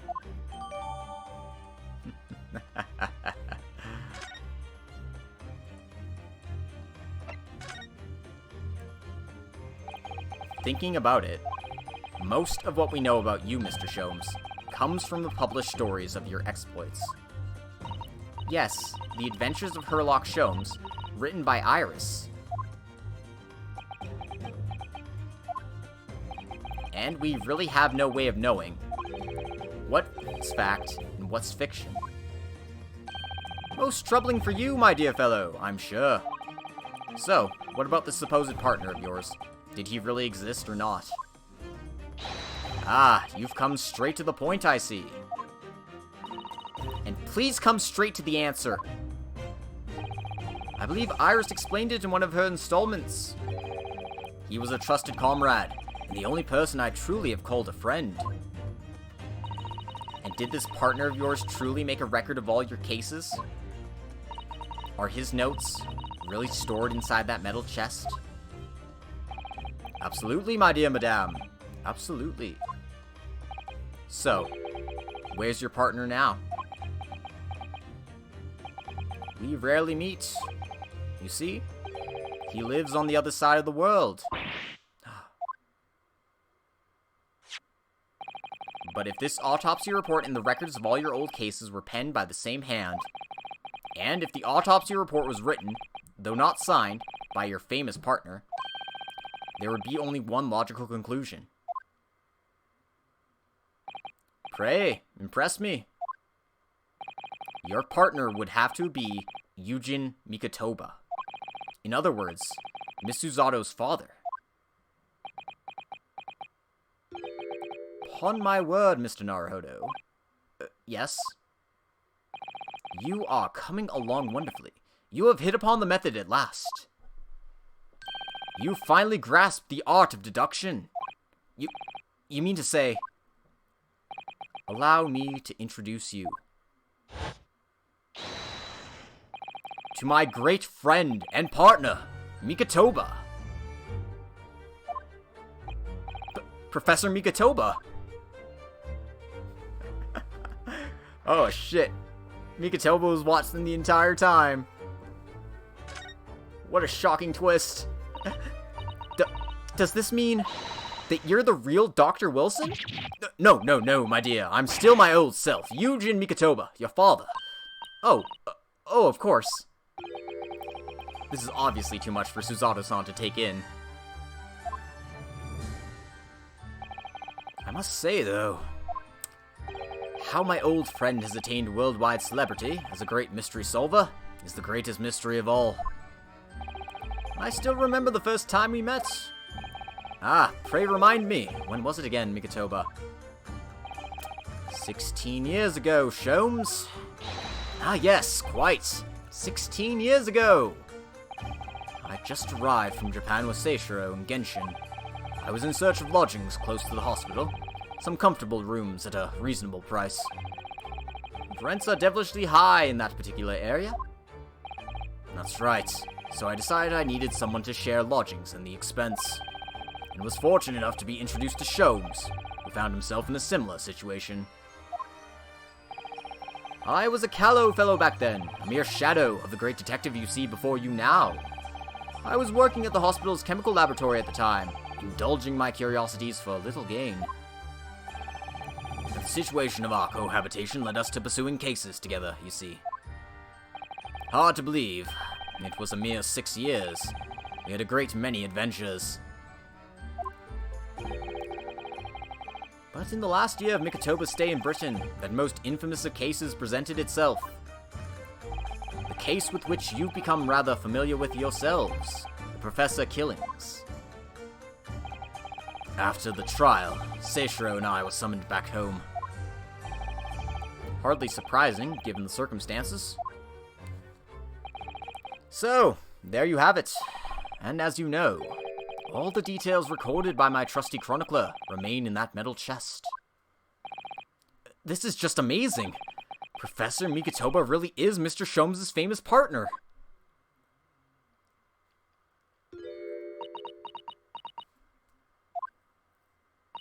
Father? Goodness, my dear, what a cutting look! As your daughter, I'm very proud to learn that you were the great detective's great partner. But nevertheless, there's another mystery that I really must ask you to explain now. And that is... You know very well what it is.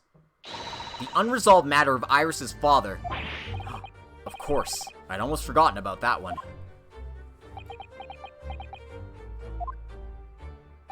I should have seen this coming, I suppose. Can't believe Yujin Mikotoba is Iris' dad. Iris told us that all the notes about the great detective's adventures are in that metal chest. Were written by her father. Isn't that correct, Mr. Sholmes? That is indeed what I told young Iris.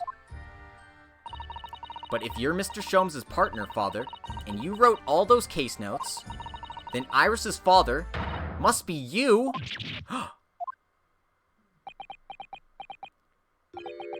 Upon my word, Miss Susato. You are coming along wonderfully as well. You too have hit upon the method at last. You finally grasped the art of deduction. What? What you've always told me, father, is that my mother died when I was born 16 years ago, and you left me in grandmother's care whilst you embarked on your study tour of Britain. And I've always accepted that. But all this about Iris. Oh, there it is. Susato-san's ice-cold stare. No, hold on a minute. It was very complicated. I mean, it's really not what you think. Then perhaps you'd like to explain exactly what it is. There it is. Now the eyes go from ice-cold to red-hot. Just before she... No, really, you've got the wrong end of the stick. Sholmes, say something, man.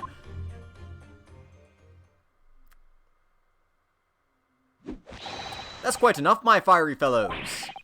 Mr. Sholmes, when did he get all dressed up? Whilst I don't like to interrupt this exciting exploration of the past, Mikotoba and I have an urgent matter that requires a short excursion. But it's very late, Mr. Sholmes. Where must you go? Why, my dear madame, is that not obvious? My partner and I must pursue our natural enemies. So, get your coat, Mikotoba.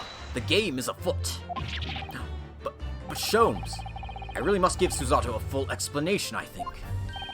Later, my dear fellow, later. Our carriage awaits downstairs already.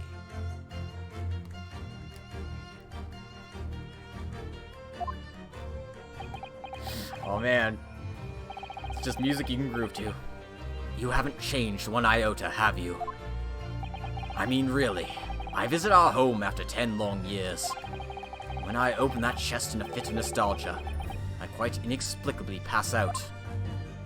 And as if that wasn't enough, when I eventually regain consciousness, I'm plunged straight into all this. Father, please, go with Mr. Sholmes now. What? I've no doubt that whatever happened, you were acting in everyone's best interests. I trust you, completely. Susato. And sending the great detective and his great partner off on renewed adventures together is more than I could have hoped for in my wildest dreams. Very well then. We'll speak again later. So, I believe your own work is done for the day. I wish you the best of luck for tomorrow. Yes, Naruhodo. Good luck in battle, and in reaching a decision. A decision? But whether to go back to Japan, I suppose. So much happened that day that I barely knew what to do with myself. I don't know. I know what to do with myself. Vibe to this amazing theme song, holy shit. It would only be later that I'd come to realize. I've heard it before, but not in context, so hearing it now is just like, oh man, that's so good. How amidst the chaos I'd unleashed were all the clues I needed to finally unearth the truth. And that all the turmoil was necessary to give me the resolve to see everything through. The true context yet? Oh goodness. Man. Wait, what? End? End?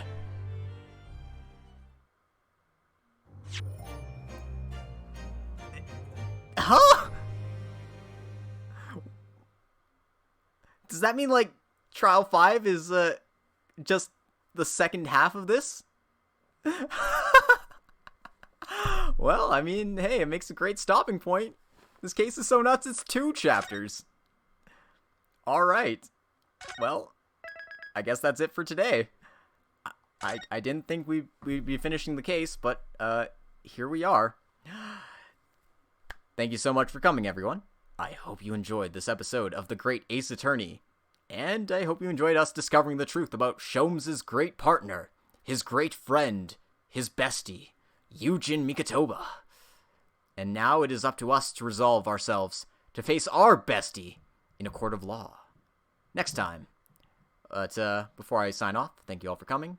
If you want to help support the channel, follow me on Twitch and YouTube. Like, comment, subscribe, follow, do all the stuff that boosts the algorithms. And if you want to help support the channel even more, feel free to check out my AO3 page or my Patreon account if you want to send some money my way. Alright, with that shameless plug out of the way, have a good night, everyone, and see you next time. I never once referred to the final chapter as the true final case, after all.